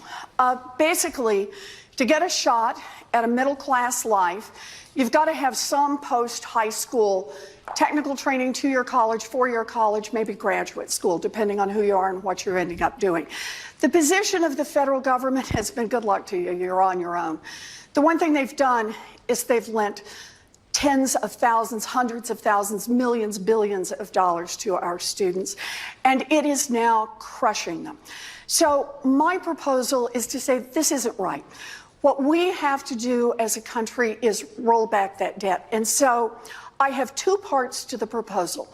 Part one is that we say that we are going to roll back student loan debt for about 95% of students who have debt. That's part one. And part two is to make sure that we never get in this mess again on student loan debt, and that is to make college universally available with free tuition and fees, and to put more money into Pell Grants so that students of color, so that our poorest students have real access to college, and that we put some real money into our historically black colleges and universities. Before we go to break, Keith, let's do one more. Elizabeth Warren, CNN's town hall. She went second, but she shone brightest, at least in my opinion. Cut two. I started in several months ago talking about a wealth tax, an ultra millionaire's tax. It's 2 cents on every dollar of the great fortunes above $50 million. So your 50 millionth and first dollar, you got to pay 2 cents, and 2 cents on all of the dollars after that. And here's the stunning part. If we ask the great fortunes in this country, and understand, this isn't about trying to be nasty or say that you've done anything wrong. What it's about is saying, look, you had a great idea, you got out there, you've worked hard, or you inherited well, whichever one it was. Inherited well. She took a few digs at Trump. But now that you've got that great fortune, spend just a minute to remember how you got it. You built that great business, or your ancestors did, using workers that all of us help pay to educate. You got your goods to market using roads and bridges that all of us help pay to build. You were protected in your factories with firefighters and police officers that all of us help to pay. And we say, good for you that you have now gotten this great fortune, but 2 cents, you gotta pay something back so everybody else gets a chance. And here's how the money works out. If we put that 2 cent wealth tax in place on the 75,000 largest fortunes in this country, 2 cents, we can do universal child care for every baby 0 to 5, universal pre-K, universal college, and knock back the student loan debt burden for 95% of our students and still have nearly $1 trillion left over. Elizabeth Warren, very professorial. Let me tell you, it's a little hot for teacher last night. Come back with us. More Devil's Advocates. Your phone calls always welcome here. 844-967-2789. All workers benefit from unions, as unions create the highest standard in wages, health and welfare, retirement security, and workplace protections. Hello, this is Tom Bennett, President of Teamsters General Local 200. Your voice is your strength. The ability to build a stronger and better tomorrow begins today. Teamster Local 200 represents workers in numerous industries, and our team is ready to sit down with you and your co-workers to build your unified team. Call Teamsters Local 200 at 414-771-6363 or visit us on Facebook or www.teamsterslocal200.com. I don't see the support. I don't support it. Wisconsin Senate Majority Leader Scott Fitzgerald doesn't see the support for legalized medicinal marijuana, even though the 2018 midterm referendum in 11 counties and the city of Waukesha passed by over 79%. Call Scott Fitzgerald at 608-266-5660. Tell him you support legalized medicinal marijuana. No, I don't see it. This message was paid for by the People for People Corporation. Donate online at p4ppc.org, p4ppc.org. Five9, your local single-source IT solutions provider, specializing in cloud technology, consulting, servers, networks, and hosting. We manage your IT so you can focus on running your business. Enjoy technology. Enjoy Five9s.com. Electric bikes are exciting. E-bikes improve your health. E-bikes give you fun things to do this summer besides going out to eat. Lynn, I have gotten chubby. Lose weight, lower blood pressure. But is it going to cost me $2,000? No, at Crazy Lenny's E-Bikes, we have bikes for just $690. Get outside this summer. Ride the trails. Get an e-bike. Go up hills without pedaling. E-bikes only $690 at Crazy Lenny's E-Bikes, 6017 Odana Road. You don't have to buy one. Just try one. No, you don't have to buy one. Just try one. Did you know you can take Wisconsin's Resistance Radio anywhere? Check us out on the TuneIn app under WRRD. I'll help you out. Hey, Alexa, play WRRD on the TuneIn app. You're welcome, everyone, and thank you for listening to Wisconsin's Resistance Radio Network.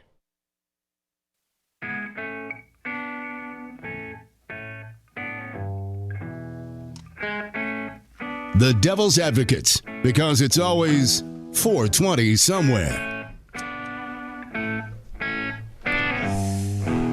And we are back from the 420 break. Thank you so much for listening to the Devil's Advocates radio show, streaming on YouTube. We're on Facebook, on Twitter at Devil Radio, and the political party line. Talk or text 844-967-2789.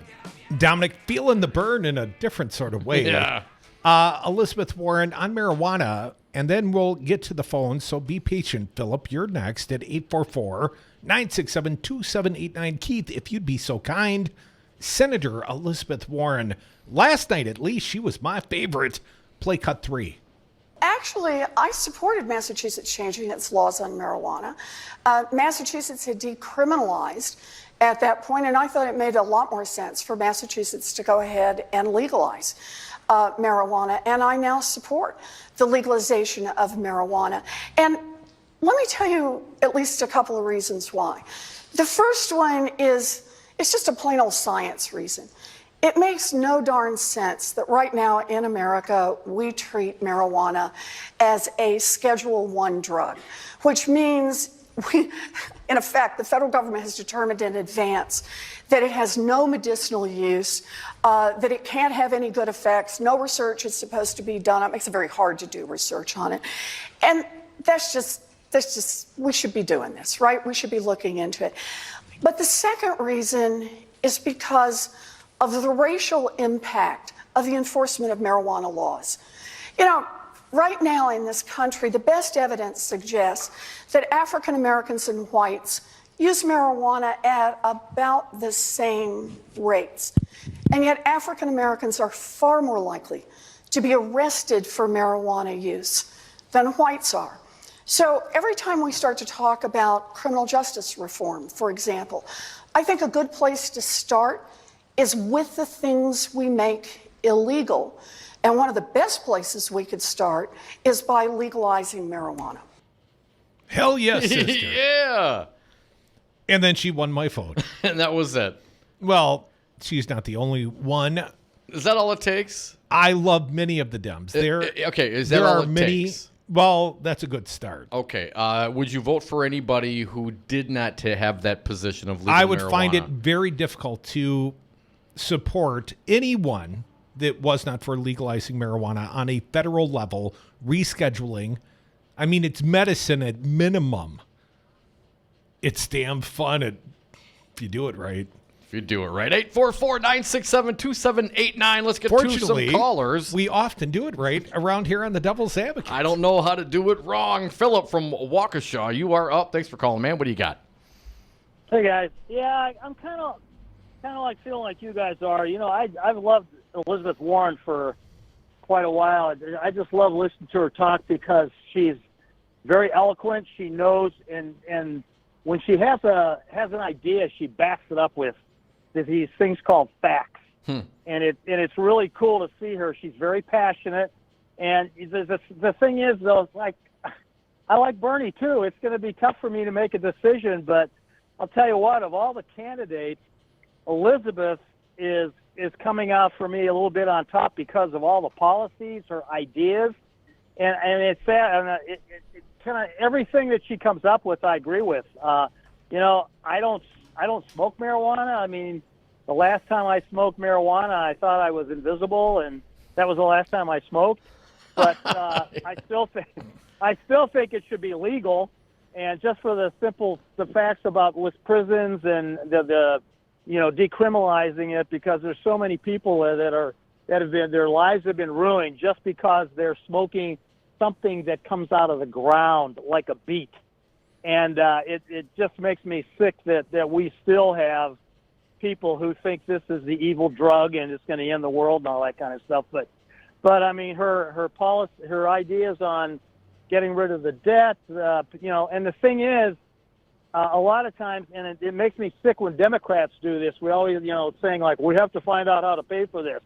We've got ways to pay for it, and it's called millionaires and billionaires. They did it back in the 40s, and there's money there to pretty much do anything we want. And if you look at the rest of the world, we're like at the bottom of the totem pole when it comes to being creative and taking care of our own people. And but I just love listening to when she's talking, I stop.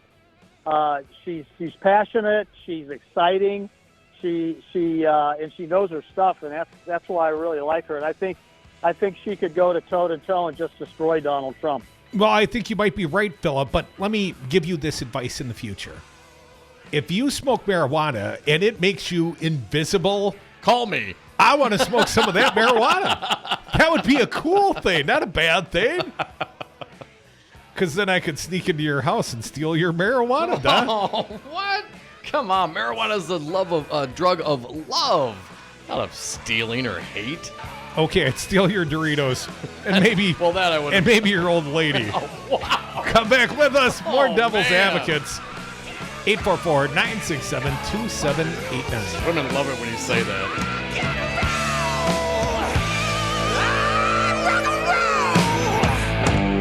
It's just a rock and roll, yeah.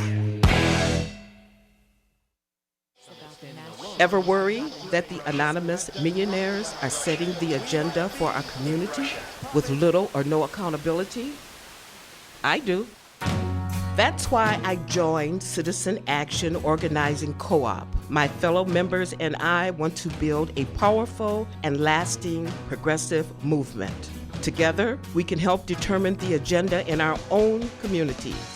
Then we work with professional organizers and a team of leading strategists to make that agenda happen. We're working on health care, economic justice, child poverty, electing progressive candidates, and more. And our Radio Active campaign supports this station and the Resistance Radio Network. So, won't you come help us build a movement? Become a member of the Citizen Action Organizing Co-op. Go to citizenactionwy.org. You are listening to Real Resistance Radio, WRRD 1510 AM Waukesha and WTTN 1580 AM Columbus. Always streaming at realresistanceradio.com. Brad Zog, owner of Zero Res Madison, resisting dirty carpets and harsh chemicals. Brad, why should people use Zero Res Madison? Why wouldn't you clean your carpets like this? We're not using any soaps. We're not using any chemicals. We cost about the same as the other guys. You look at it and you go, where's the downside? You got a completely green clean. It's awesome. We guarantee it. There's no downside. There's no downside. Use Zero Res. Call Zero Res today. 608-848-9000. Zero Res. Spell it forward or backward. It's the right way to clean. Hi, I'm Crudy, and I've been busy building out the new Talk 92.7 studio and business office here in Madison. For furniture, I started at Madison Liquidators, a family-owned local company with sustainability as their business model. I found a great used conference table at a great value, and they even delivered. When I stopped back for chairs, Madison Liquidators owner Kelly asked me, but what about the plan for the rest of your office? I had no plan, but Kelly did. First, she listened to my needs, then she measured, and then she offered me price, color, and awesome design options. Madison Liquidators delivered in record time, professionally assembled on-site, a brand new office, and they even traded back my conference table. Find their used and new office furniture inventory options at MadisonLiquidators.com, or do what Crudy did. Have Kelly create a plan for you. Call Madison Liquidators 608-831-1012. Tell them the Devil's Advocate sent you, or find them online at MadisonLiquidators.com. Here in the Badger State, we have our own expressions. When we're looking to go on vacation, we state, well, let's go up north. Hello, this is Tom Bennett, president of Teamsters Local 200. Here in the Badger State, we also have another expression, union yes. The strength of the labor movement depends on elected officials here in Wisconsin and Washington, D.C. that support the values of working families that raise the standards for all. Give us a call at Teamsters Local 200 at 414-771-6363 or visit our website at www.teamsterslocal200.com or on Facebook at Teamsters Local 200. Be engaged.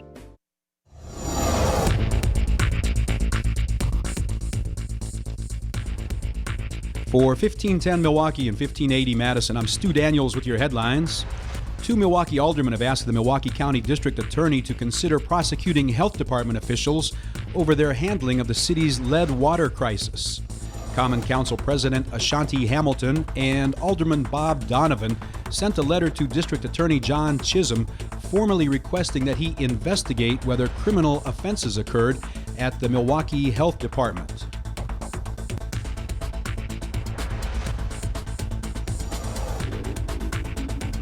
Outside tonight, clear skies, lows around 40 degrees. Tomorrow, sunshine, highs around 61 in Milwaukee, 66 in Madison.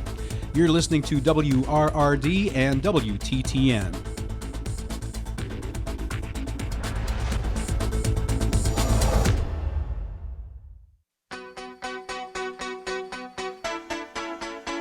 Charged, never convicted. Dom and Krutz are the Devil's Advocates. Welcome back to the Devil's Advocates Radio Show. Dominic talking about the CNN 5 hours of town hall. I did my homework last night, politically speaking. 5 hours? Like 2.5. Yeah, so you're halfway there. I watched a movie Look with at you. kids. You got 50%, which would be an F, and you're all proud of it. Which is like better than your 0. So with you anchoring the curve, come on, man! I ripped the I'm sound gonna do today. okay. 50%. Hell, I get an A+ for that. One other thing that I want to play from Elizabeth Warren. You know, one of the themes that we talked about, Crudy, when we discussed how we're going to do the show today is, you know, what about impeachment? What do the Democratic presidential candidates say about impeachment? Well, I would say this. I saw Chris Cillizza at CNN headline. Bernie Sanders just gave the best political answer on impeachment. And I would say, you're wrong, Chris Cillizza. Elizabeth Warren did. She stuck the landing. The Russian judge gave her a 9.5. Wow, you know it's good when the Russian judge does it. Of course, the Russian judge gave Trump a 10. Anyway, you know, something's right on the tip of my tongue, but I'll skip it for now. Maybe at a less opportune time. Elizabeth Warren on the Mueller investigation, the final report, and the topic of impeachment. As far as I'm concerned, this is the right answer. Cut 4. Here's how I see this. If any other human being in this country had done what's documented in the Mueller report, they would be arrested and put in jail. Obstruction of justice is a serious crime in this country. But Mueller believed, because of the directions from Donald Trump's Justice Department, that he could not bring a criminal indictment against a sitting president. So I think he's wrong on that, but that's what he believed. So he serves the whole thing up to the United States Congress and says, in effect, if there's going to be any accountability, that accountability has to come from the Congress. And the tool that we are given for that accountability is the impeachment process. This is not about politics. This is about principle. This is about what kind of a democracy we have. In a dictatorship, everything in government revolves around protecting the one person at the center, but not in our democracy and not under our Constitution. We have checks and balances, and we have to proceed here in a way, understanding our place in history, that not only protects democracy now, but protects democracy when the next president comes in, and the next president, and the president after that. But that's our responsibility. I thought there was just a skosh more. She basically said, hold the people accountable to history, make them vote on impeachment, make them live with those votes for the rest of their stinking lives. And that was the right part of the answer. I think Jake Tapper must have pushed her a little farther. Whoever did the editing, obviously, failure. 844-967-2789. You're such a dick. Wisco Paul, you are up. Thanks for calling today. What is on your mind, my friend? Hey, Paul. Hey, good afternoon, Devils. Hey, Crudy, I've been married a long, long time. I have an understanding wife. That's probably why. Never have I called her an old lady or my old lady. I didn't call my wife my old lady. Oh, I don't care. I never call any wife that. That's crude, man. I'm sorry. No, it's crude with a T. But it is crude, but what are you going to do, man? Yeah. Paul, whatever. You got to understand, some of the things I say are for the sake of humor. If you pulled the stick out of your arse, you might understand that. Oh, man. Oh, I hate Bernie now. Oh, no. Leaving Keith got hit by that one. I think there was a visible reaction in the room. Did you watch the town halls last night, Paul? I watched some of the replay, and that's mean, Crudy, but that's all right. I forgive you. I love your show anyway. Hey, I watched some of the replay, and as you know, I was an Uncle Joe man, not no more. And I don't hate Bernie, but I tell you what, this Elizabeth Warren, I can't even say it now. You got me all messed up. Anyway, she's going to neuter Trump. I mean, it's awesome. I can't believe it. I just cannot believe. I didn't think she was this good. I really didn't. I'm on board now, unless somebody else flips me, but I'm on board, Crudy. Did you hear Cory Booker earlier? I was feeling the Booker a little bit earlier today. Yeah, well, you know what? He's okay, but right now my top choice is Elizabeth Warren. So after last night and the clip she did, hey, she put. I don't care. She's not Hillary. That's the number one thing. And if Trump stalks her on the stage, I think she'll turn around and hit him. You know, that'll be the end of him. So she's not going to back down, Crudy and Dominic. She's not going to back down, and that's what I like. Sure, when Elizabeth Warren doesn't back down, you like it, but when Crudy gets a little bristly, you get all upset by it, Paul. Yeah, well. Wisco Paul, you can call up anytime and make sure you put him in check. Okay, thanks for taking my call. All right, thank you, Paul. Take care, buddy. 844-967-2789. Bernie Sanders, Crudy. I know Paul is now, perhaps gone over to the Elizabeth Warren side. I know Bernie is your guy. Well, at least he was before you saw Booker in person today. But Bernie did also get asked the question, as most of them did, in the CNN town hall last night regarding the impeachment. You realize, though, Mueller's report. I am something of a political whore. I throw myself at all the charismatic candidates. You don't have to describe it as just being a political whore, Crudy. Let's do cut number 20. Just leave my money by the bedside. You mean your change? Let's do cut 20. Bernie Sanders last night, the CNN town hall. It goes without saying that the Congress has got to take a hard look at that, do a hard investigation and subpoena the people who were mentioned in that report and bring them forward. So to get to the truth, did Trump actually obstruct justice? But here is my concern. At the end of the day, what is most important to me is to see that Donald Trump is not reelected president. And I intend to do everything I can to make sure that doesn't happen. But if, and this is an if for the next year and a half, going right into the heart of the election, all that the Congress is talking about is impeaching Trump and Trump and Mueller, and we're not talking about health care. We're not talking about raising the minimum wage to a living wage. We're not talking about combating climate change. We're not talking about sexism and racism and homophobia and all of the issues that concern ordinary Americans. What I worry about is that works to Trump's advantage. So to answer your question, Chris, I think there has got to be a thorough investigation, and I think the House Democrats will do it. I would very much appreciate if my Republican colleagues in the Senate, who run the Senate, had the guts to do it as well, but I won't hold my breath. Okay, I'm back to feeling the burn. Well, but he said that the House should continue to do their investigations. I think a lot of people think that. Of course, I'm already convinced. I'm down for the impeachment based on what we know of the Mueller report, let alone all the other investigations, let alone all the redacted information. I'm down, but I get it. Some people are going to need to hear people like, White House Attorney Don McGahn get up there and say, yes, Trump told me to fire Mueller. I wouldn't do it. The crazy stuff? The crazy stuff. Well, apparently the White House will fight the House subpoena to get Donald McGahn to come give testimony, Don. That breaking news, but that's not where we're at this moment. Few thoughts.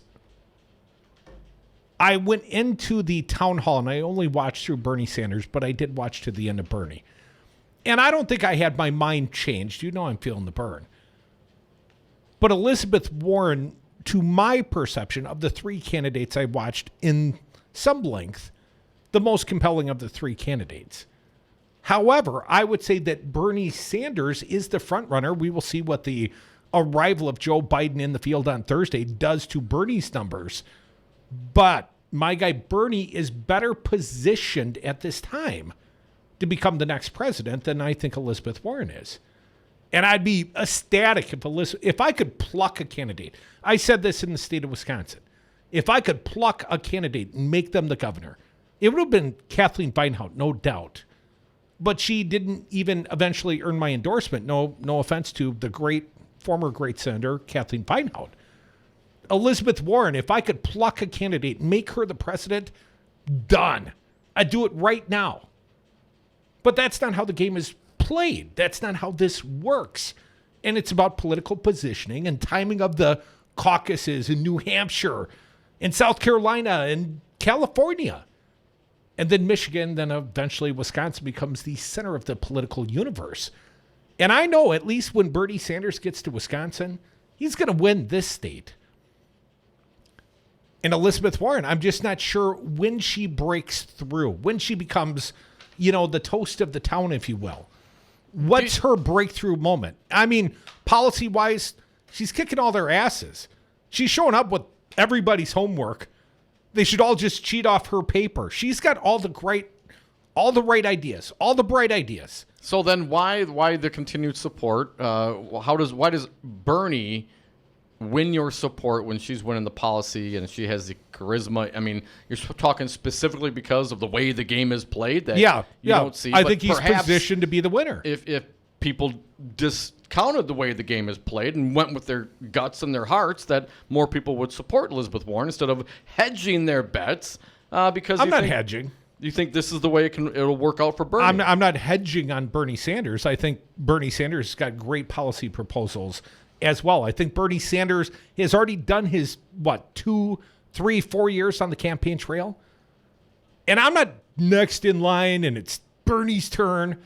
But Bernie carved out his niche and his base. And Elizabeth Warren, had she been the candidate in 2016, I'd be supportive of Warren and saying, I like that Bernie a lot, but I'm an Elizabeth Warren through and through supporter. But she didn't run. And she didn't earn the position amongst the electorate. And right now, with 21 candidates, when you throw Joe Biden in the mix, Elizabeth Warren is not positioned to win the primary, not to my opinion, not unless she does something tremendous, goes viral. Something has to help her break through. And I mean, some of the stories she's telling, wow, does she have compelling stories.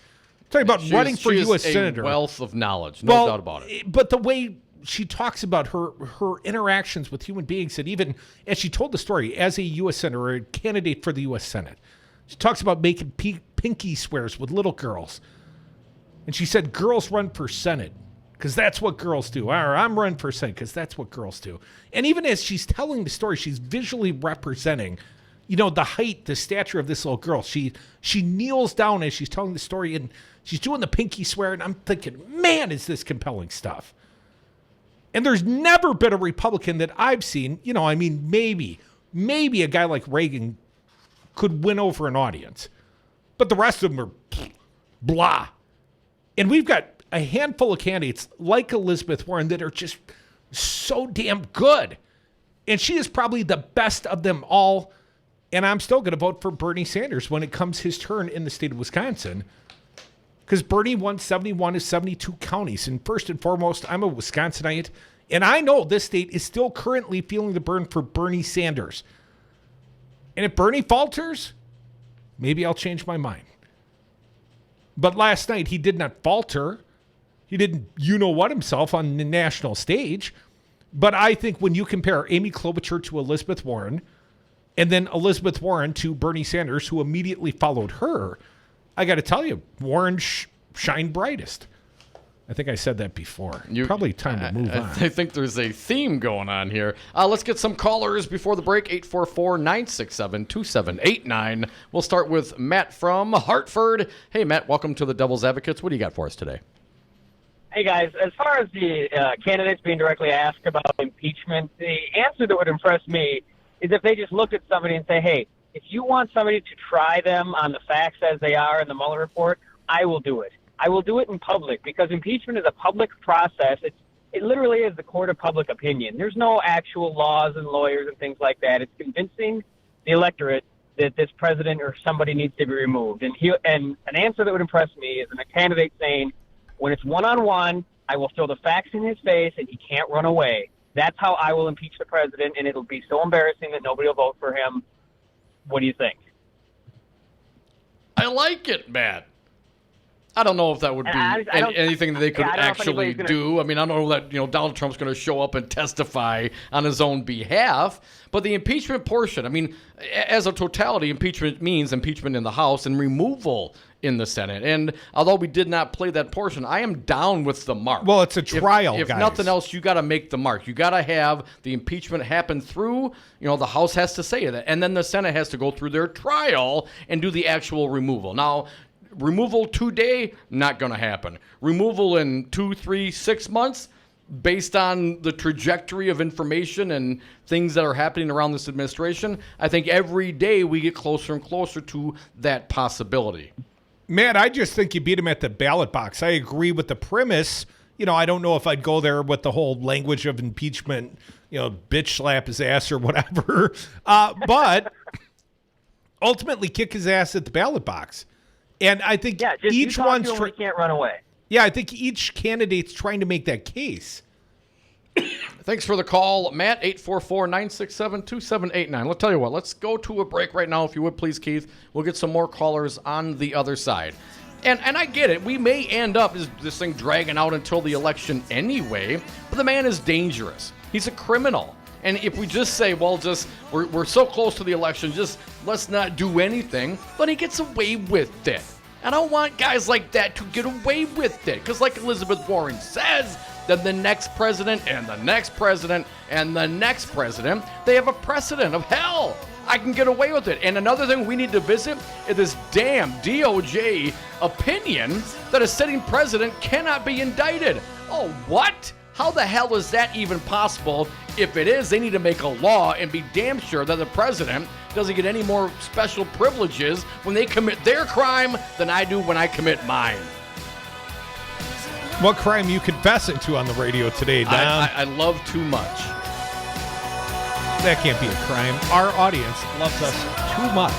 I feel it. I feel the adoration. It's coming right through the radio and through the phone lines as well when you call us at 844-967-2789. Dom, Crude, Vance, and Keith will all be right back.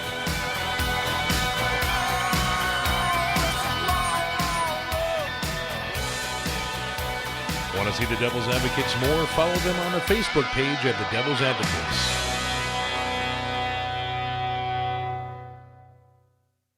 Brad Zog, owner of Zero Res Madison. Brad, why should people use Zero Res Madison? Why wouldn't you clean your carpets like this? We've got a patented system. We also do another step that most people don't do. We have a double rotating brush machine that we use when we pre-treat the carpet. So this helps dig up any of that stuff that's deeper in your carpet that the vacuum doesn't get. We're going to provide that intermediary step before we clean with our empowered water. Call Zero Res today, 608-848-9000. Zero Res. Spell it forward or backward. It's the right way to clean. All workers benefit from unions, as unions create the highest standard in wages, health and welfare, retirement security, and workplace protections. Hello, this is Tom Bennett, President of Teamsters General Local 200. Your voice is your strength. The ability to build a stronger and better tomorrow begins today. Teamster Local 200 represents workers in numerous industries, and our team is ready to sit down with you and your co-workers to build your unified team. Call Teamsters Local 200 at 414-771-6363 or visit us on Facebook or www.teamsterslocal200.com. Hey, Milwaukee, do you have an office to clean out or close out? Don't call the junk man. Call my friends at Madison Liquidators. Sustainability is their business model. They'll pick up and recycle and refurbish your used furniture. They'll help keep your old office furniture out of the landfill. Find them online at MadisonLiquidators.com. Call Madison Liquidators, 608-831-1012. Madison Liquidators. Tell them the Devil's Advocate sent you. Have a drink at Regano's Roman Coin. This neighborhood corner tavern is as classic as the street it occupies. Family owned and operated since 1966, Regano's Roman Coin is located in a former Pabst Tide House on historic Brady Street, serving an array of craft beers with a focus on Wisconsin breweries. Also, weekly drink specials, trivia on Wednesdays, seasonal sporting events, parties hosted for all occasions, and pet friendly. Open 11 a.m. Tuesday through Friday, 10 a.m. Saturday and Sunday, closed on Monday. Regano's Roman Coin, Milwaukee's pet friendly, cash only order and classic corner tavern. The Devil's Advocates, the fix for political junkies everywhere. And we are back. Thank you for listening to the Devil's Advocates radio show. You can join us toll free on the phones, 844-967-2789. Dominic, I have seen, and we will get to Curtis. Curtis, be patient for just a moment.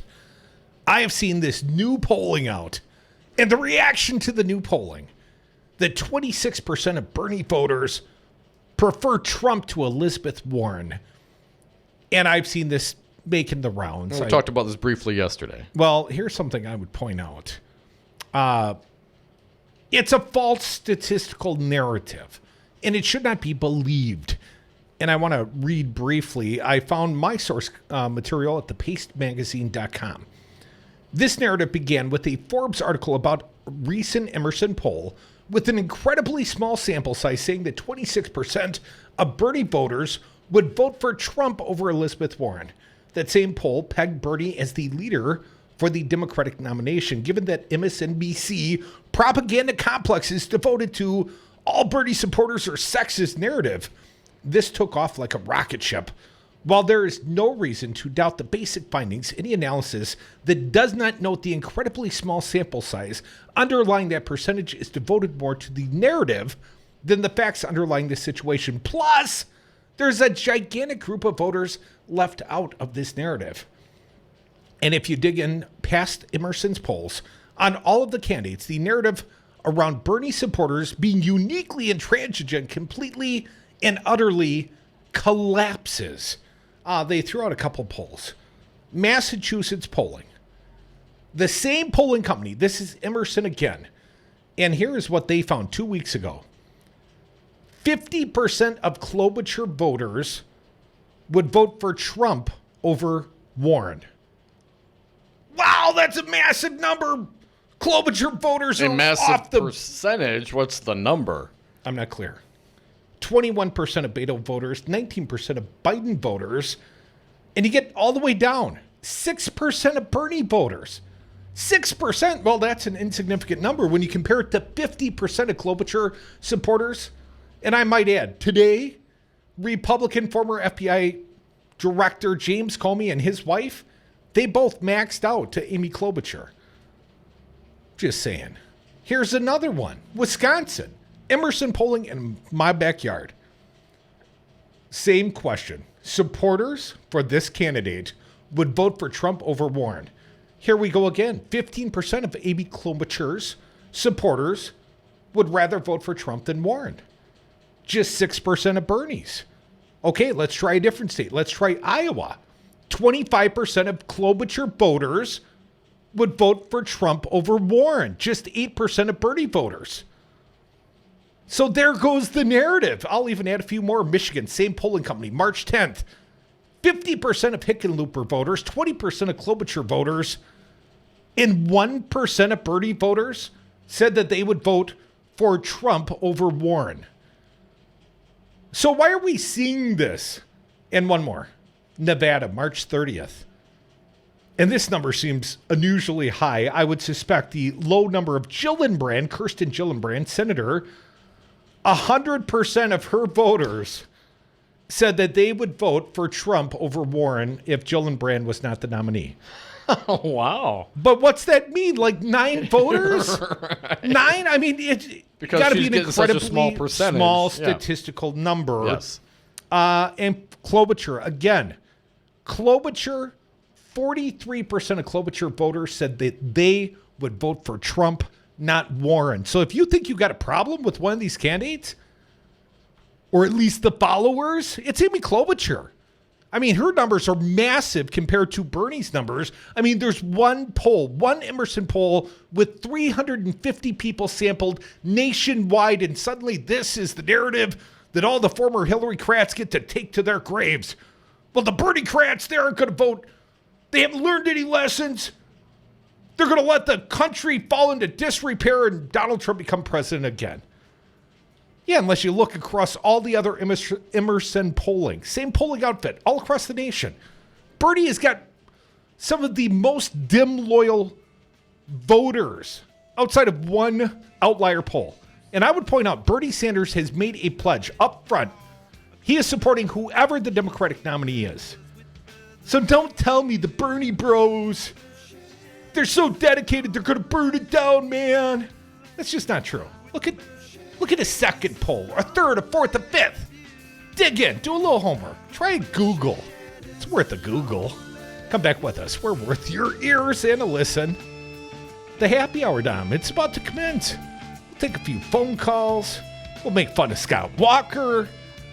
We're gonna get to any of this Buttigieg and Kamala Harris? I didn't watch that part. Oh, you didn't watch that part? Well, let's at least get their responses to impeachment for Donald Trump. Then perhaps we'll move on.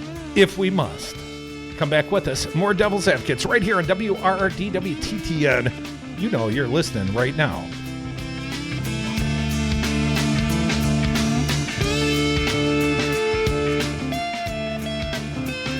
Want to see the super sexiest political show on earth? Check out the Devil's Advocates on YouTube.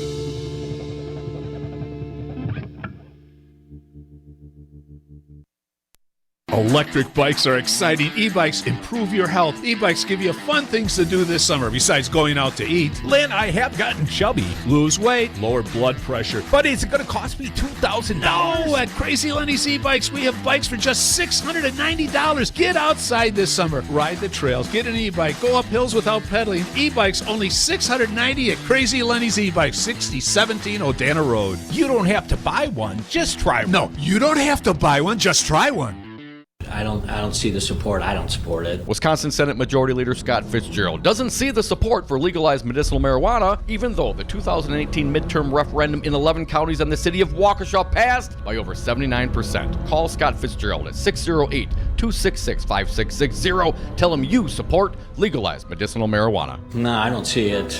This message was paid for by the People for People Corporation. Donate online at p4ppc.org, p4ppc.org.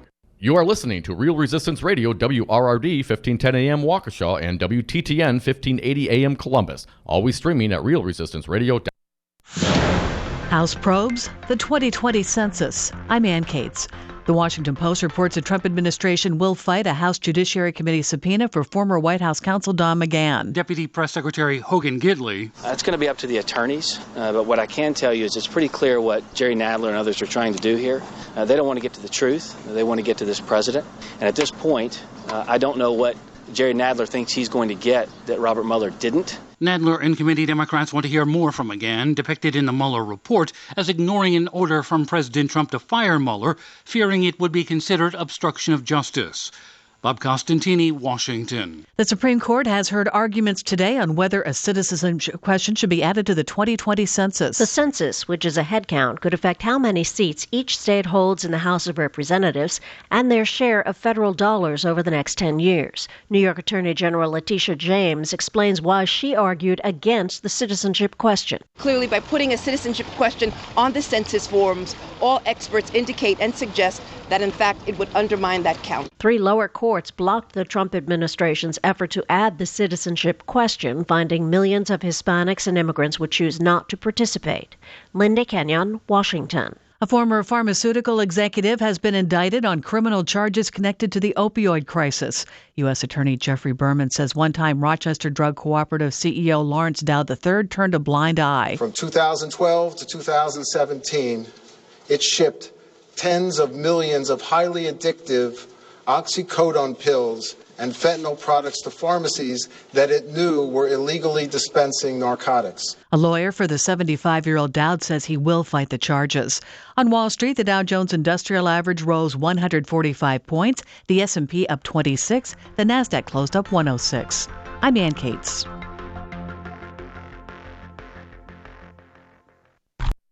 Here in the Badger State, we have our own expressions. When we're looking to go on vacation, we state, well, let's go up north. Hello, this is Tom Bennett, President of Teamsters Local 200. Here in the Badger State, we also have another expression, union yes. The strength of the labor movement depends on elected officials here in Wisconsin and Washington, D.C. that support the values of working families that raise the standards for all. Give us a call at Teamsters Local 200 at 414-771-6363 or visit our website at www.teamsterslocal200.com or on Facebook at Teamsters Local 200. Be engaged.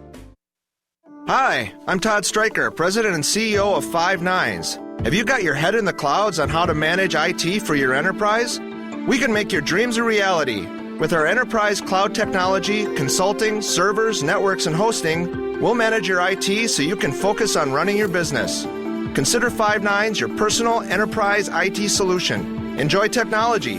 For more information, visit fivenines.com. That's the number 5, NINES.com. A Wisconsin man has claimed a $768 million Powerball lottery prize. Manuel Franco, come on over. 24-year-old Manuel Franco bought the sole-winning ticket more than 3 weeks ago. I honestly felt so lucky that I did look up at the camera, and I really wanted to wink at it. But he didn't come forward until now. I have been setting up the best financial team, the best lawyer team that I could. He stopped going to work 2 days after the drawing, but he didn't tell his coworkers why. I can tell you right now that when I won, I wasn't ready for it. I wasn't ready for it at all. Franco said every day he feels like he's in a dream and it still hasn't fully sunk in. I'm Steve Kastenbaum. Swole, Bug Out Bag, Go Cup, and Omnicide are just a few of the 640 additions to Merriam-Webster's dictionary. Officials at Merriam-Webster say many consumers use the online dictionary exclusively, and they keep it current by constantly scanning all kinds of media. I'm Ann Cates.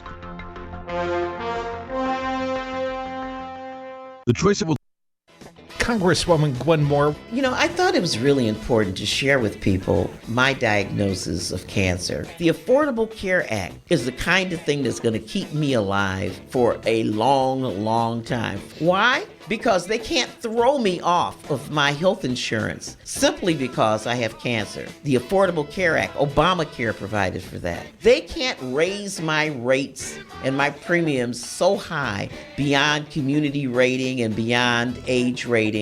Obamacare created that. They can't cap the amount of benefits that they are willing to give me over a lifetime. I have medicine that costs $18,000 a month. They can't force me to pay out-of-pocket costs beyond a certain point. All of that happened because of Obamacare. Thank you, Obama. You can listen to the Devil's Advocates interviews at DomandCrute.com. Click on the podcast tab and select interviews. That's DomandCrute.com.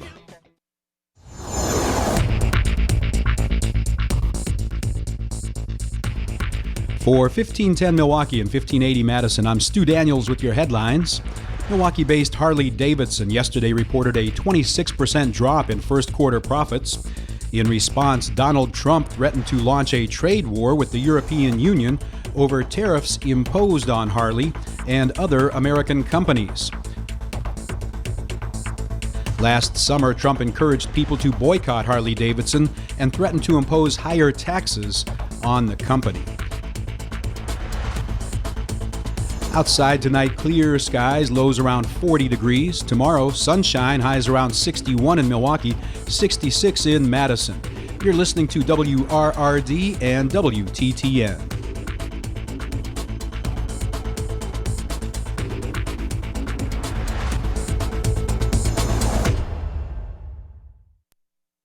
Warning, you are about to listen to the greatest radio show ever. And due to contractual obligations and to shield our airwaves corporate licensees from any semblance of liability, responsibility, and gullibility, we must tell you the views represented on this show are not necessarily those of this station or its management. This radio show contains differing points of view on current political topics, and due to the nature of its contents, it should be heard by everyone. Thank you for listening. Now live from the heart of liberal Wisconsin, where the political party is just beginning, welcome to the Devil's Advocate Show. Best friends proving it's never personal, only politics. Please allow me to introduce myself. Now here are your hosts, Dom and Crute. Welcome back to the Devil's Advocates Radio Show. Dominic, we are sliding into the 5 o'clock happy hour. And that means we turn our attentions closer to home, but still want to follow up. Dom, you had a few more sound bites from the CNN town hall. 5 candidates represented. Crudy only watched 3. You know, when you had your 2 favorites, I didn't need to see any more. Pete Buttigieg, not one of your favorites, Crude? He's in my top 21. All right. I know we've been kind of killing it with coverage of Cory Booker today. Well done, Crudy. Well done, Earl Ingram. Well done, Fancy Keith, our producer. And working hard in Brian's absence. Thank you, Keith. Thank you, everybody, for listening. So we had that, talked about him. Then we're talking about all these other candidates. Well, let's just get a little bit more in, then we'll put it to rest. The unifying question: what about impeachment? What about Trump? Let's start with Buttigieg, if you would. Cut number 8, Keith, CNN Town Hall, Pete Buttigieg last night on Trump impeachment. I think he's made it pretty clear that he deserves impeachment. I'll leave it to the... But I'm also going to leave it to the House and Senate to figure that out, because my role in the process is trying to relegate Trumpism to the dustbin of history, and I think there's no more decisive way to do that, especially to get Republicans to abandon this kind of deal with the devil they made, than to have just an absolute thumping at the ballot box for what that represents. Do you worry if Democrats focus on this, though, it's going to take away time from tabletop issues that... Well, again, the Congress is going to have to figure out how to do several things at once. But while we're making sure there is oversight and accountability, which there's got to be, we've also got to make sure we're talking about the things that most affect people in an immediate and concrete sense. Again, these are some of the reasons why a lot of voters where I come from are disaffected with the system entirely. And we can't, the more we're talking about him, if we're only talking about him, then folks at home feel like nobody's talking about them. And that's why, I mean, it's hard to look away from a horror show. That's just how it is. It's mesmerizing. But we have got to figure out a way to change the channel. Never change the channel on this radio station. And Mayor Pete, do you get a vote on impeachment? He does not. The mayor of South Bend, Indiana's got no role in the impeachment process. I think that's why he pretty much punted on that. I thought it was a punt. Yes. I mean, Scott Walker would have been proud. He had good hang time on that baby. But compared to the other presenters yesterday, Elizabeth Warren, Senator, she'll get a vote. Kamala Harris, she'll get a vote. Bernie Sanders, he'll get a vote. Amy Klobuchar, she'll get a vote. She pointed out, we will be the jury. We, the senators, 5 of whom currently are running for U.S. president, we will be the jury in the impeachment trial of the last U.S. president, Donald Trump. # not my president. Let's get one more in. Senator Kamala Harris on impeachment as well. Fancy Keith, cut number 9, if you would, please. For those of us who have been following the investigation and have seen any part of that report, it is very clear that there is a lot of good evidence pointing to obstruction and obstruction of justice. And I believe very strongly, first of all, let me just be very clear about the table set. I believe that we need to get rid of this president. That's why I'm running for to become president of the United States. So that is part of the premise, obviously, of my point. But I think we have very good reason to believe that there is an investigation that has been conducted which has produced evidence that tells us that this president and his administration engaged in obstruction of justice. I believe Congress should take the steps towards impeachment. Impeach the MFer. But I want to say this, because it doesn't end there. I also want to say this. I'm also a realist. And when I look at what has been happening over the 2 years and some months that I've been in the United States Senate, I have also witnessed folks in the United States Congress, and in particular in the GOP, who have been presented with many reasons to push back against this president, and they have not. And when we look at the impeachment process, there will be what happens in the House and an investigation that takes place. I think we can be pretty sure that it looks like that is very likely to happen. And then it's going to go over to the Senate. And in the House, there needs to be a vote by a majority, a simple majority, and then it's going to come over to the Senate.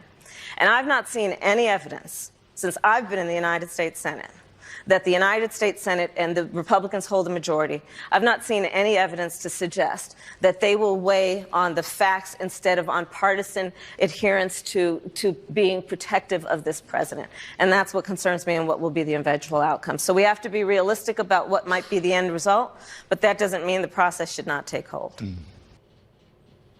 Hell yeah. Sorry, I missed that. Not convinced? I don't think I would have. A non-answer? What? Why are you so critical, man? I'm for impeachment, but I'm super duper skeptical. Well, as am I. I'm for impeachment, and I'm also skeptical. But, I mean, is that not an honest answer? What would you rather say? Impeach him, and I'm not skeptical? I guarantee he'll be removed? I mean, come on, man. Here's something I would not remind the voters. She's only been a U.S. Senator for 2 years and 2 months. That's not a long time. I mean, I know Donald Trump, he has set the bar so low. Anything seemingly qualifies you to be the president. I mean, hell, you could be the mayor of South Bend, Indiana. And be president. Hell, you could be a radio talk show host and be vice president. You're saying there's a chance. Less so for you. So what, too much inexperience, wishy-washy on the answer? I mean, I thought she was leaning that way. Let it happen. The House was probably going to do it. And when it gets to her, she'll have to make that decision. And I'm not convinced, as she is not convinced, that the Republicans in the Senate are down. But then make them make that vote. Make them make that stand. And by the time it all rolls down, there'll be other investigations. There'll be other documents. There'll be other subpoenas. This isn't going to happen tomorrow. But let's get the ball rolling. Less convinced. Here's what I would say. Kamala Harris, to become the president of the United States, and this is not simply about posturing how to deal with Trump, right? It's supposed to lead to something ultimately. What's supposed to lead to something? Well, town halls. When you are a candidate and you're out there answering questions for trying to convince them to vote for you. Mostly Harvard students in the studio audience. Primarily, you're trying to convince them and those watching at home, the Crudies of the world, I would make a fine president of the United States. And I think that she showed her inexperience. She's super smart. She has all those same fine qualities, be it Cory Booker or Elizabeth Warren or Bernie Sanders. I mean, no doubt, the top of the Democratic field is so very strong, including Kamala Harris. But she needs an inside straight. I mean, she's got to have a tremendous set of circumstances. Hell, when there's 21 in the field, someone's going to have to catch an inside straight. But she's got to win, like South Carolina and back it up on Super Tuesday and overperform in California. And ultimately, I think the left is angry. And if they're trying to satisfy the guys like you, the impeach now, the Tom Steyer sorts, Well, I'm not sure that movement is going ahead with any sort of steam. There doesn't seem to be any will amongst the leadership in the House. I mean, that's the simple majority. We could get there today, right? Then why aren't we proceeding? Because they need to lay it out on a platter for those people who may think that this is all just a witch hunt. They've heard the President of the United States ad nauseum talking about a witch hunt. When they do it, when it's public, when it's all just laid out there, not on a 448-page document, but on a TV screen that most Americans are going to watch, and it's broken down into a nice little soundbite for them to realize what a POS President Trump is and his efforts to try to obstruct an investigation into foreign interference in our election, an attack on the basic tenets of our democracy, I think that might have a little more impact. That's why. Why are they going through with these investigations? Why are they subpoenaing, trying to get McGahn in? Why do they want Trump's taxes? Because they have a congressional role in oversight. Well, they have a constitutional role to do oversight. And do you think that oversight is going to result in zero further information than we already know? Oh, no. I think Trump surrounds himself with criminality. Okay, so now he's a criminal to his eyeballs. Okay, so he's a criminal. So why would we just leave him there? Because you will make a martyr of him, and he will win re-election, and that would be a very bad thing. Where if you just give people the opportunity to come to their own conclusion at the ballot box, I mean, I think as you see, as we get closer and closer to next fall election, there'll be an anti-Trump wave. I don't know if you'll call it a blue wave, a woman's wave, a Bernie wave, but whoever the nominee is, they're going to have to win beneath their wings. People want this man out, and it will be a massive show up at the polls.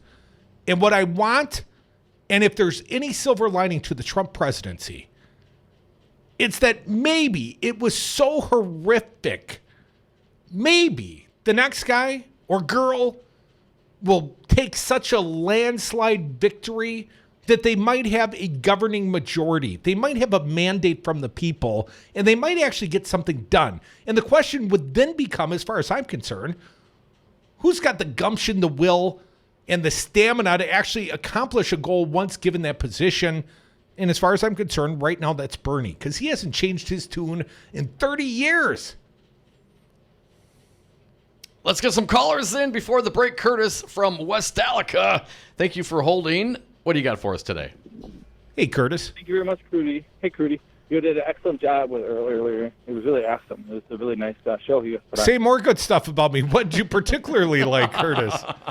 But another thing is, hey, with the investigation, he keeps on saying you can't get his taxes, you can't get the Mueller report. If you do, well, you can't even compel the guy to testify. I mean, think about that. Any other circumstance, Curtis.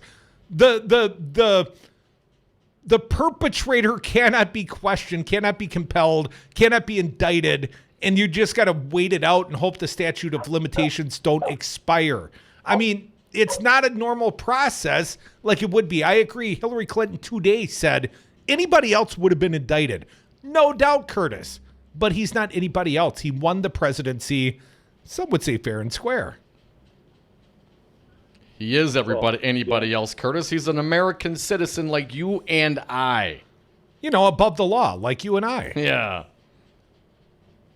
All right, thanks for the call, Curtis. I tell you what, let's get to a break right now, Keith. We got more callers holding. We want to give them some time to reflect, to comment. Curtis, I think you and I do not agree on this impeachment issue. Perhaps as time goes by, you will see that I am right, and you will come over to my side. But I think the Democrats, I think the base, they're angry, no doubt about it. And the leadership is being very cautious, and perhaps that's politically wise. They're going to just let this thing out. They're going to milk everything. They're going to put it all out for everybody to see. And if nothing else, if they don't impeach Crudy, but they do an investigation, by the time that all is done, it'll be right around, it's election time now. These things are going to continue to percolate out there. Hell, Jared Kushner was out there today dismissing the Russia interference by saying something about, they just bought a couple of Facebook ads. I mean, this misinformation cannot go on. It must be addressed. It's not a couple of Facebook ads, Kushner. The Russians hacked into the DNC, the DCCC. They got into a bunch of servers. They stole emails, and they worked with WikiLeaks, and WikiLeaks gave a heads up to Stone, who let the president know what was going on. That's all okay. No, it's not. And if this guy gets away with it, then who's to say the next person won't? You know, Hillary is the really scary one.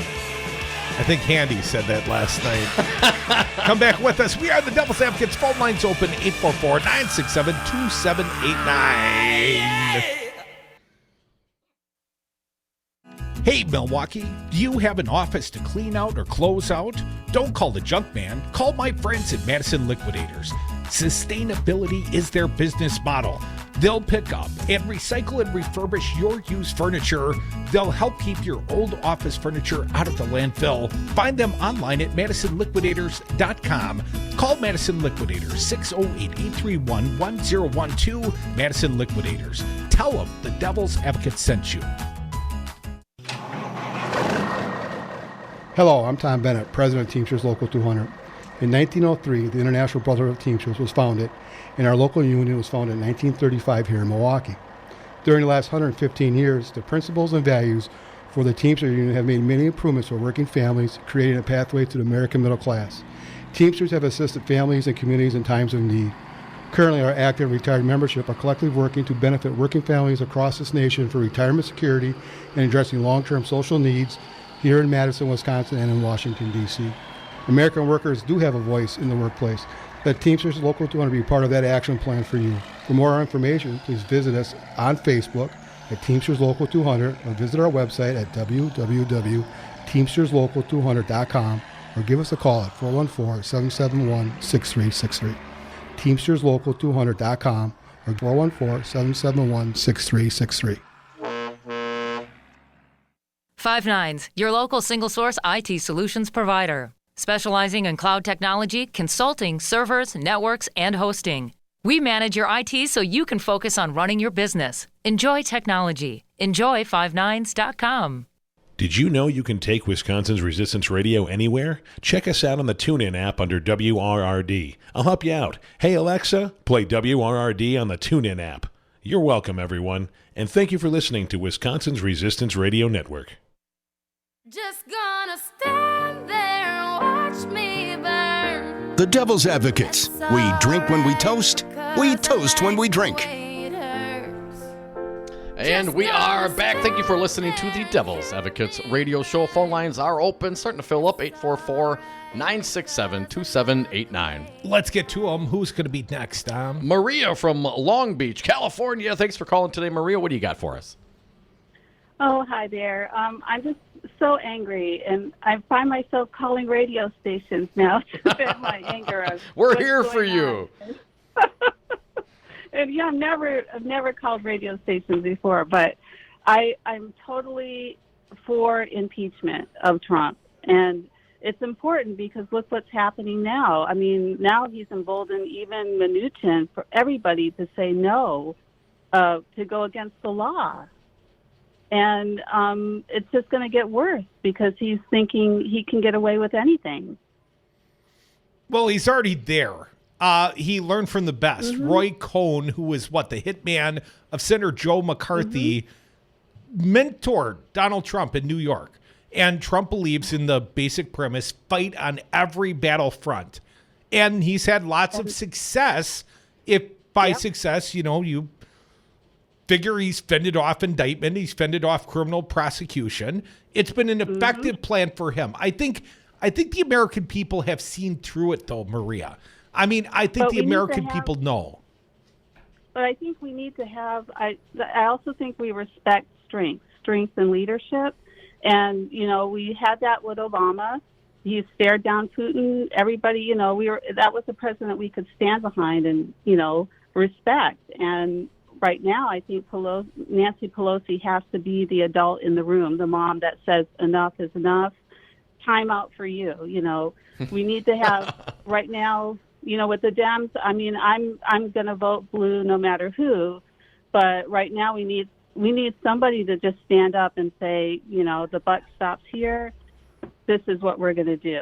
Yeah, And but I Nancy think Pelosi American is people were- saying too much sugar for you kids. Eat your broccoli. She's not saying go impeach. She's saying just the opposite. Let's be I don't know. temperate. She's not saying the opposite. Hang on. What Nancy Pelosi said today is she's not there yet. That's a world away from no, do not impeach. That's a political no, do not impeach. But please continue, people Maria. See that, people see that as a weakness. Dems are weak. The Dems will not stand up, and Trump knows that. All the Republicans know that. It's like the Dems will just roll over and put up with as much, they have a very high tolerance. And I know that they're doing the right thing, but right now we need somebody to just lay down the law and say, okay, enough is enough. New sheriff in And, town. Who would that be, Maria? If you could pick and place a president, who would that be?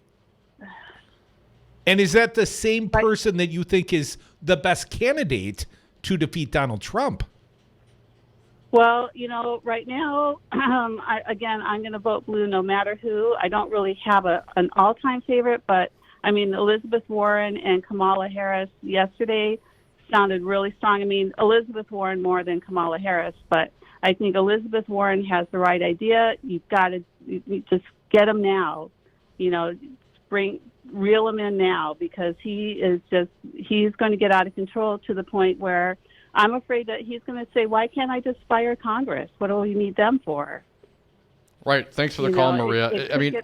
At some time, if you don't stand up, when do you stand up? If not now, when? 10 instances of obstruction of justice, man. And the only reason he wasn't charged is because of the DOJ's rules that say you can't charge a president, which, of course, Mueller didn't want to get into. I would challenge that as well. But what else do you need? With an attitude like that, no wonder why Donald Trump calls you an enemy of the people. Another example, an executive, a chief executive, the president of the United States referring to the media, to the press, as the enemy of the people? Freedom of the press, man, that's in the Constitution, right? It's one of the less important ones.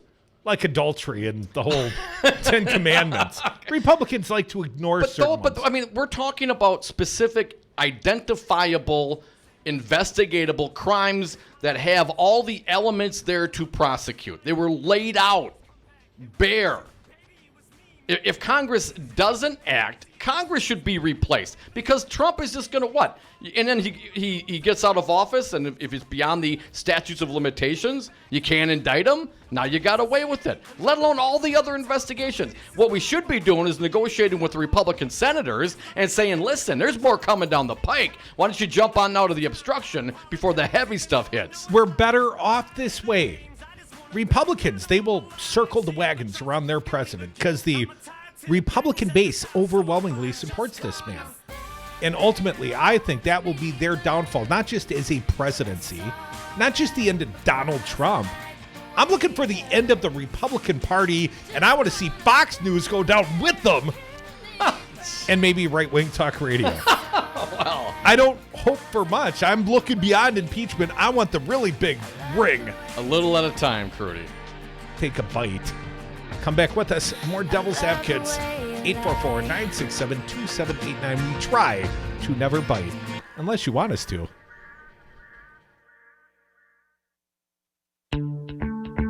Hi, I'm Anton Capella. As Chief Technology Officer at Five Nines, I work hard to be a leader in my industry, and I know the challenges posed by changing technology. It's my priority to make sure your network is up over 99% of the time. There's no question, trying to manage your own business IT is risky, costly, and time-consuming. Don't let IT overwhelm you.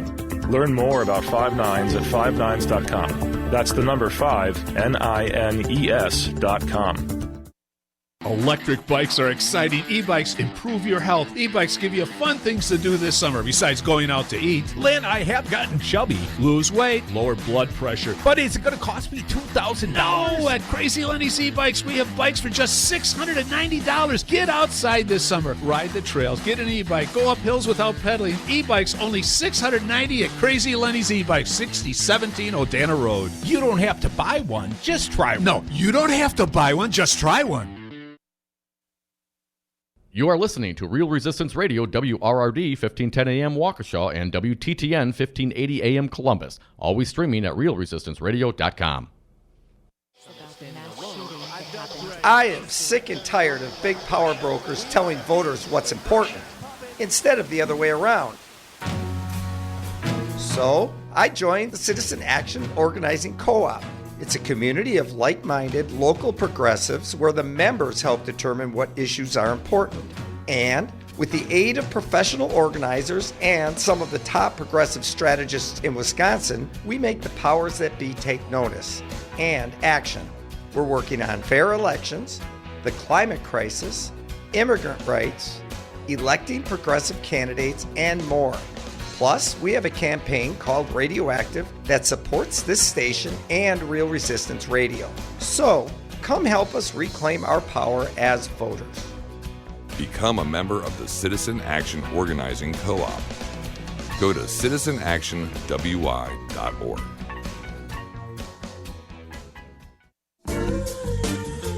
Hey everyone, this is Brian Simonson, and I am a huge cannabis activist in the state of Wisconsin.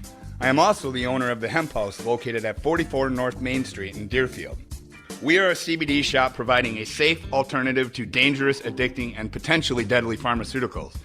At the Hemp House, we concentrate on Wisconsin grown and made products. Come visit the Hemp House on Main Street in Deerfield and support our Wisconsin farmers and small businesses.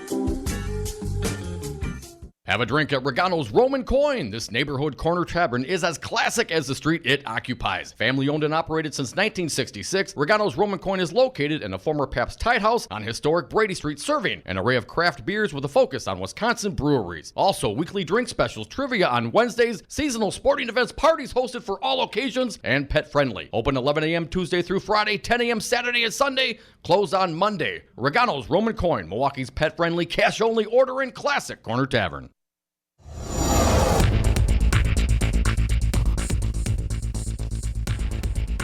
For 1510 Milwaukee and 1580 Madison, I'm Stu Daniels with your headlines. 2 Milwaukee aldermen have asked the Milwaukee County District Attorney to consider prosecuting health department officials over their handling of the city's lead water crisis.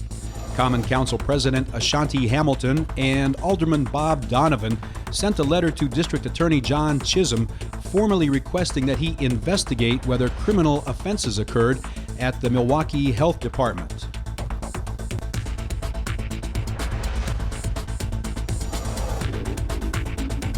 Outside tonight, clear skies, lows around 40 degrees. Tomorrow, sunshine, highs around 61 in Milwaukee, 66 in Madison. You're listening to WRRD and WTTN.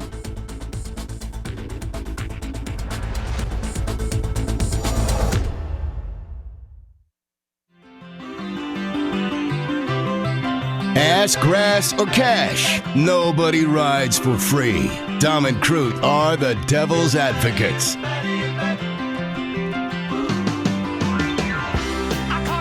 Welcome back to the Devil's Advocates Radio Show, the happy hour. It continues. It's got to be a wonderful day for you. I'm in the studio with you on Brady Street. It was.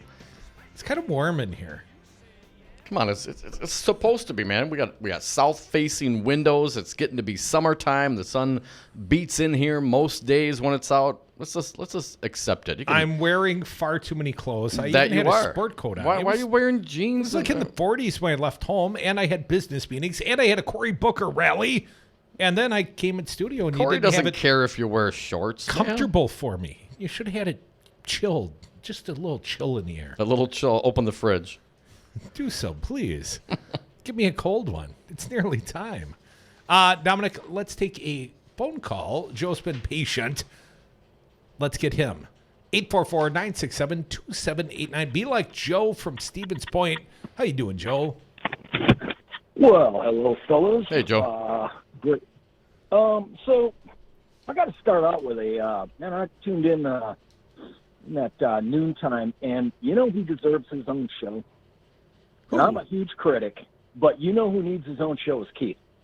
And that's a fact. And I'll start right out with this conversation. As you expand those radio shows, and, man, you got some time slots to fill in there, guys. So just a big shout-out for Keith.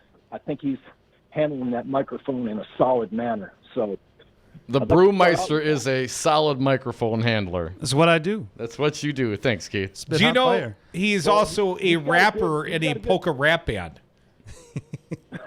I mean, talking about a unique resume. Who else can say that? If you would have won me over if you would have said like a speed death metal polka band. But, that would be Cheese of the Goat. If you want to get in on that, you got to find those guys. And he's got all sorts of arcane knowledge about polka music. I book a polka festival. What do you want? Joe, you got any favorite candidates? You got any favorite candidates? Say that again? Do you have a favorite candidate? I'm sorry, I don't mean to be a smartass, Joe. It just comes natural. CNN Town Hall, we had Cory Booker earlier today on both stations. Did you hear anyone you liked particularly, Joe? Oh, man, you know what? I am a solid Bernie fan because I think you just said it perfectly. This guy has not changed his tune in 30, 40 years, and you don't have to check. There's two standards going on right now. And there is a total Democratic, corporate centrist Stop Bernie movement. The New York Times did a great article on that. Obama's connected. All these guys are in it, and they want to stop him. And this connects to, like, this, pardon me, on this Russian delusion. Because, A, we're focusing on that so we don't have to focus on policy. The reason why we're also focusing on Pete Buttigieg is he doesn't have any policy. In fact, he uses that as a badge of honor. That's where we're at right now because the corporate donors of the corporate Democrats don't want anything. They've got everything figured out. They're making cash at every turn. But the thing that's third-way Democrats and these corporate Democrats are done. They're toast. They're walking dead. Nobody wants them. They don't have grassroots. I always say that. And that's what's going on. Millennial voters are up by 79% and getting out. And guess who's not having any Joe Bidens, no Amy Klobuchars, no Cory Bookers, to be quite honest. Those guys, giants, Kamala Harris, I think is going to be there. Did you hear her answer on Medicare for All last night? I did not. I had moved on from the town hall 2.5 hours. I got my fill, Joe. Apparently, like Dom just did with your phone call. Thanks, your man. call, Joe. We that do was Dom. appreciate It was all Dom. Appreciate it, Joe, as always. But we do have to move on. What else you got there, Curdy? Well, I had just seen a headline, and I don't really want to get into this article, but the headline, this one at CNN, warns the professor, and Buttigieg is the charismatic student without his homework. And guess who the voters like best? Who? Well, Pete Buttigieg. He's third nationally currently. And he is, depending on New Hampshire, he's at 15%. I mean, all you got to do is, win or place or show strongly in the first couple states, and suddenly you're a front runner. Or at least you're catapulted amongst the higher expectation candidates. Do you believe, do you concur with caller Joe about the corporate Dems and, them wanting to, have things the way they are? And I guess I'm not clear, but the David Brooks the implication I took was that perhaps, some of these corporate Dems are getting money, putting money behind Buttigieg. Do we know where his funding is coming from? Is it similar to Bernie Sanders? Is it more of the corporate donor style? Do you have any? I do not know. Do you know? My understanding is Buttigieg has been in some of the insider meetings, at least if you believe the reporting of the New York Times. Ken Vogel wrote that expose, and he was not the only one. In fact, he got a lot of blowback on that. He didn't appear on our show. You're still invited, Ken. Our appointed slot last week, but a story about Neera Tanden, and she is a very close Clinton ally and runs the Center for American Progress. And there's some pushback, or at least that was the accusation Bernie's campaign made against Think Progress, which is associated financially with the Center for American Progress, that they're basically trying to undermine the grassroots candidate. Now, I would say, Pete Buttigieg be a vessel of that undermining to the Bernie campaign? I mean, well, is you that, need is an that the conspiracy? alternative candidate. No, the conspiracy is that Buttigieg has been in some of those insider meetings, and why he was selected to be in the inside, I'm not sure. I mean, he's a charismatic candidate. He's the biggest rookie, and he's the farthest guy out from the whole thing. Yeah, but Joe Biden is probably the candidate of choice of the centrist Hillary Clinton sort of Dems. The establishment Dems, they're going to like them some. Yeah, but Biden's not going to pull the Bernie supporters. Buttigieg might. Buttigieg isn't going to beat Bernie. No, I'm not. It doesn't have to Biden's beat. not You gonna don't have to beat Bernie. All you do is slice off 10, 15% of Bernie, and Biden all of a sudden looks really good. What numbers wise? The new kid on the block's going to suddenly steal away the Bernie bros. We're so loyal. We're so sexist. We're so whatever we're accused to be. Come on. Yeah, I know you don't buy that, but yes, I do think that a guy like Buttigieg would impact, take the voters, compete for voters more with a guy like Bernie Sanders than he would with Joe Biden. Why would you think? I mean, I realize it's a big dim party, but why would you think that Buttigieg and Sanders are interlocking on the Venn diagram? Why do you think there's 15% of Sanders supporters to peel off for a guy whose career claim to fame is he's really smart? I love his service record. He's gay, and he was the mayor of South Bend, Indiana. What has he accomplished? What has he done? What qualifies him to be president? And I'm not trying to undermine his candidacy. I think he is bound for great things in this nation. So But Kamala not yet. Harris He's at 37. 2.5 years in Congress. I would question whether Okay, or not Barack that's Obama. sufficient. How long was he in Senate? Couple years. And Okay, he so that was struggled okay. as a president. Okay. I don't share Maria from Long Beach's assessment that he was a strong president. He was seeking consensus with the party that didn't want to play ball with him. Would you rather have him as the president or the Republican, Romney? Of course, I'd rather have Obama as the president, but that doesn't mean Okay, so he had that 2.5 years, didn't have much of a resume, and ended up being president for 2 terms. Okay. Yes, he was quite popular and charismatic. And lots of people projected whatever they wanted to because he, like Pete Buttigieg, didn't put forth a lot of policy choices. He caught fire at the right time. He won South Carolina. He caught fire. He beat Hillary.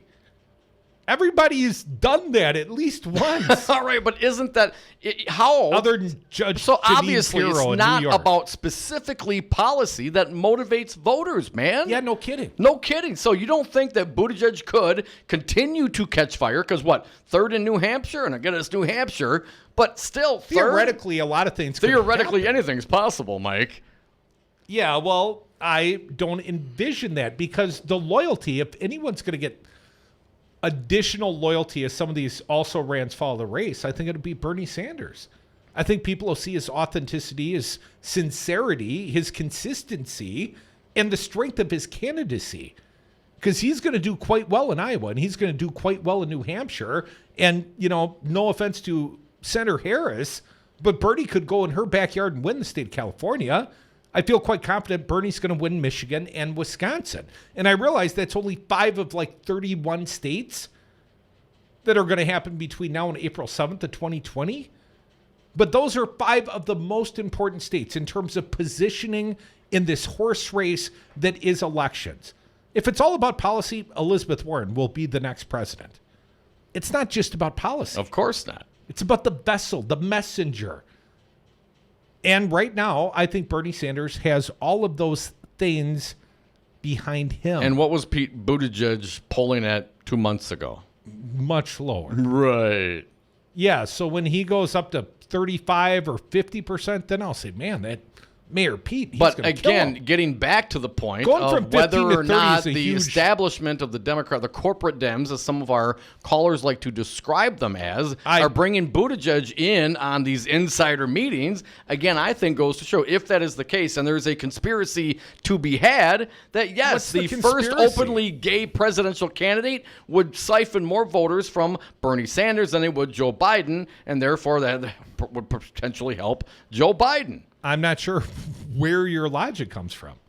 If Buttigieg and Biden are basically running in the same lane, if they're both corporate Dems, Why would they either one have the capability I'm not because of I don't taking away grassroots support from Bernie Sanders? I'm telling you, man, if you shut your face for a minute, Buttigieg isn't the corporate Dem. Buttigieg is the outsider. He's the outsider young rookie. He's the outsider young charismatic rookie who's openly gay and married. Those are some very good boxes to check. If you want to manipulate a system to have the old white guy VP Biden, and you look at the kind of support that Bernie Sanders has, I would say that perhaps Buttigieg is that vessel to siphon off, to challenge Bernie more if he's up there and Biden so what, gets he's in. a Trojan horse to steal the support away from Bernie? That's your theory? He's a patsy. Buttigieg is a patsy. We're talking about a conspiracy here, but that could, yes, that could be the case. Well, I don't think it's any well-hidden conspiracy. I think the corporate Dems want Bernie out. I think they're very concerned about the strength of his candidacy and the fact that he's paid his dues on the campaign trail. Consistently been the same guy. If anything, he has grown and acknowledged his failure to acknowledge foreign policy the last time through. I think he's talking about Bernie Sanders now again, I think he's doing much better with African American and Latino voters. Well, those are constituencies. Those are things you can build a successful campaign on. If you ask lesbian women, I saw this article over the course of the weekend. Do lesbian women want fellow LGBTQ warrior Pete Buttigieg? No, they want a woman. So his constituency is limited. I don't care how much David Brock money, how much Hillary Clinton money he gets. I don't think he is the vessel to do anything to Bernie's candidacy. I'd be more worried about Elizabeth Warren peeling off the Bernie supporters because they're in the same lane.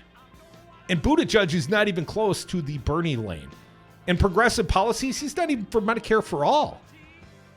I mean, him, Klobuchar, and I guess I'm going to say Harris, although I think she's for Medicare for all. But Biden, corporate Dems, no. I think this party needs to turn itself over completely, top to bottom. That's never going to happen. Parties have to get defeated. They have to evolve. What people have happened in to join. 16? The party didn't get defeated. It hasn't evolved since the loss of Hillary Clinton. I mean, you've got the holders' honors, but it would be well served to see them all turned out and start over with the grassroots. That's not going to happen. It's until you have, as Bernie says, a revolution, an electoral revolution. That's not going to happen. All the same players that were there in 16 are still there now. Just turn on any of the news channels. Who are the Dems coming and talking? Who's behind the scenes, according to the New York Times, pushing buttons, trying to get things done? It's the same players. I don't care who the marionettes are. Bernie is the man. Come back with us. More Devil's Advocates. Your calls always welcome here. 844-967-2789. Want to see the Devil's Advocates more? Follow them on the Facebook page at the Devil's Advocates. Brad Zog, owner of Zero Res Madison, resisting dirty carpets and harsh chemicals. Brad, why should people use Zero Res Madison? Why wouldn't you clean your carpets like this? We're not using any soaps. We're not using any chemicals. We cost about the same as the other guys. You look at it and you go, where's the downside? You got a completely green clean. That's awesome. We guarantee it. There's no downside. There's no downside. Use Zero Res. Call Zero Res today. 608-848-9000. Zero Res. Spell it forward or backward. It's the right way to clean.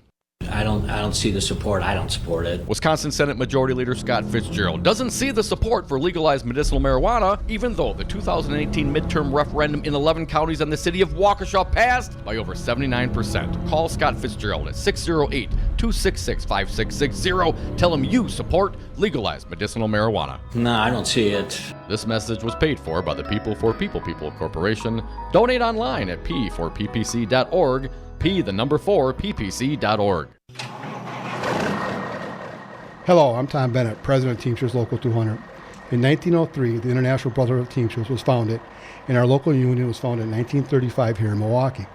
During the last 115 years, the principles and values for the Teamsters Union have made many improvements for working families, creating a pathway to the American middle class.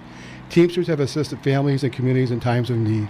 Currently, our active and retired membership are collectively working to benefit working families across this nation for retirement security and addressing long-term social needs here in Madison, Wisconsin, and in Washington, D.C. American workers do have a voice in the workplace. Let Teamsters Local 200 be part of that action plan for you.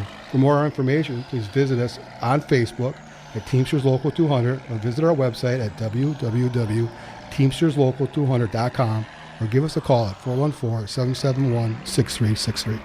teamsterslocal200.com or 414-771-6363.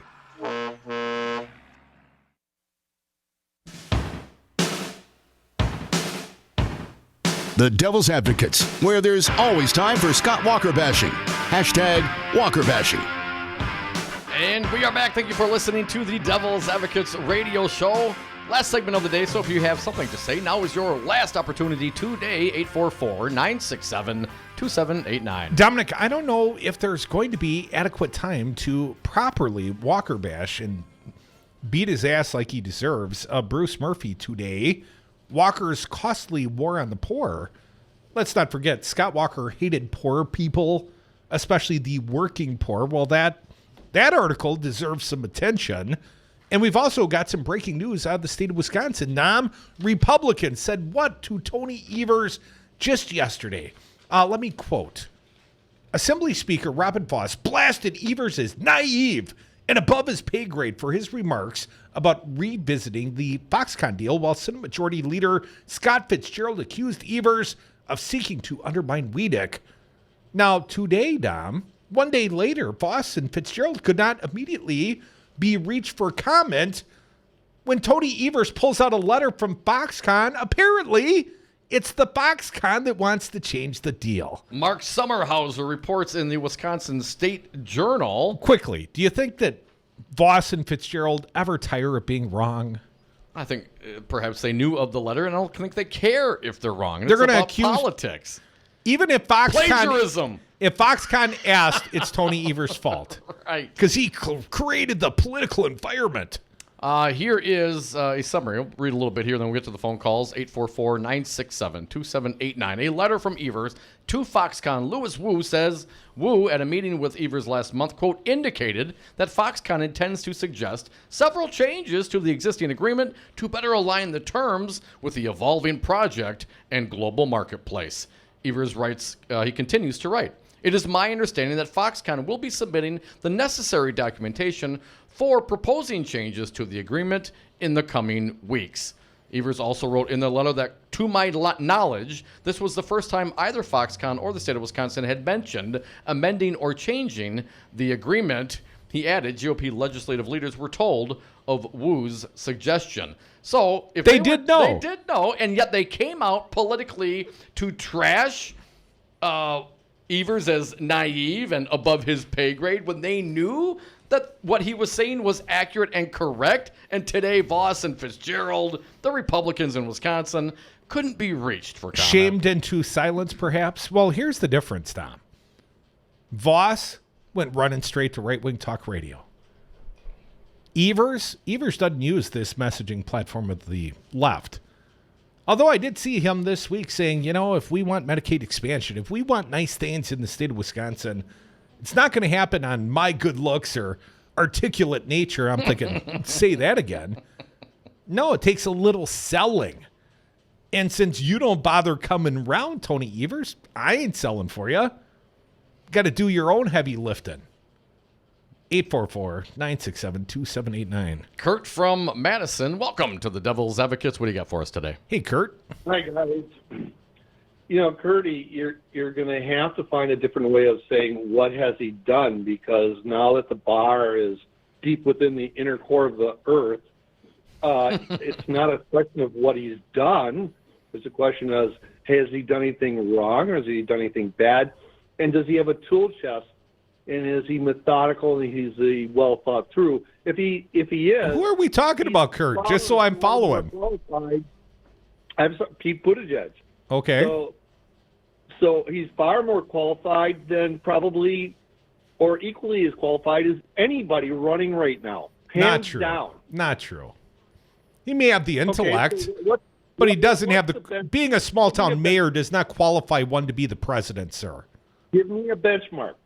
Yeah, what does qualify? How about some foreign policy experience? How about some legislative experience? How about being elected to something Bill Clinton, George Bush. Bill Clinton was a chief executive. George Bush was a What chief was his executive. foreign policy experience? What was Bush's foreign policy experience? What was Obama's foreign policy experience? I think they had led states at minimum. They weren't the mayor of small towns. I mean, you're thinking of like Sarah Palin from Wasilla. That's who has a comparable resume to Pete Buttigieg. I'm pretty sure that's not quite the same. Come on, dude. I'm going to pull that one, Kurt, as a promo. Jesus. Sorry. Hey, man, thank you, Kurt. We do appreciate it. Come on, don't take the Lord's name in vain just because I hit you with some truth right between the eyes. 844-967-2789. You should be right. Let's pull the Palin bio and the Buttigieg bio, and let's do a side-by-side. No doubt. He is far more intelligent, speaks at least 6 more languages than 6.5 more languages than Sarah Palin does competently. But if you talk about resume, I mean, at least she was elected the governor. She was the mayor of Wasilla, and then she was the governor of Alaska. She was the chief executive of a state. Are we sure that there's more people in Alaska than there is in South Bend, Indiana? Come on, man, 120,000? Yes. Yeah, you sure? Yes. Okay. She got foreign policy experience, too. She can see Russia. There you go. Let's get one more in. Pizza Box Mike, I hope your signal's working, man. Welcome to the show. What do you got for us? Oh, how times have lowered the bar when it comes to a presidential race. Hey, when Biden gets in, we can have the 21 gun salute, hey? I got some bad news at the doctor today, you guys. I mean, oh, no. I went to the gastrointestinal doctor to find out why I get sick every year really violently, just like once a year with no reason, and then I get IVs and I'm back to normal again. He told me that it's in my brain. And my receptacles are telling me to cyclically vomit from smoking marijuana. Come on. I'm serious, man. I was, at first I thought he was kind of joking. Then I looked at both of them, and they're both older than me. And it was like, I was at some kind of like counseling for drug abuse or something. And this was based on a bunch of questions they asked me. So I think normally I wouldn't call you guys for a second opinion, but can you get a hold of Dr. Gupta for me? I want to check into this. Well, Mike, you're only 420 steps to recovery, buddy. I just can't believe that came out of a doctor's mouth, and I totally disagree with him. I don't think it has anything to do with why I get sick like that. No other doctor has said anything like that to me, and they all know that I smoke marijuana, and they said that none of that stuff is causing me these problems. So I'm going to go with the crowd and the Devils, too. Well, don't let us be your bad example. Right. Do not accept medical advice from the Devil's Advocates. I'm just saying. Although Dom's nickname in college was Dr. Feelgood. Thank you for the call, Pizza Box Mike. Kurt, he did some Googling. The population of Alaska, 737,000. The population of South Bend, Indiana, 102,000. 6 times bigger. So once again, Crudy's right. Thank you. 7 times bigger? We don't do math on the air. But I thought it was about 120,000 And what did she do as governor? What did Buttigieg do? When he we'll leave it up to becomes the voters. governor of Indiana, he would have a better resume and be more qualified to be the chief executive of the United States. No offense to South Bend. Scott Walker was the governor of Wisconsin. Is he qualified to be president? Well, not personally. He was not. Oh, okay. So he had a better resume than Pete Buttigieg, though. Setting aside the intelligence thing. Thank you all for listening. We will Walker Bash tomorrow. Thank you to our good friend Earl Ingram Jr. Thank you to the Cory Booker campaign for letting us broadcast it live. We did it live. Thank you, Fancy Keith, for filling in for Brian. Do it all over again tomorrow on the radio. Brad Zog, owner of Zero Res Madison. Brad, why should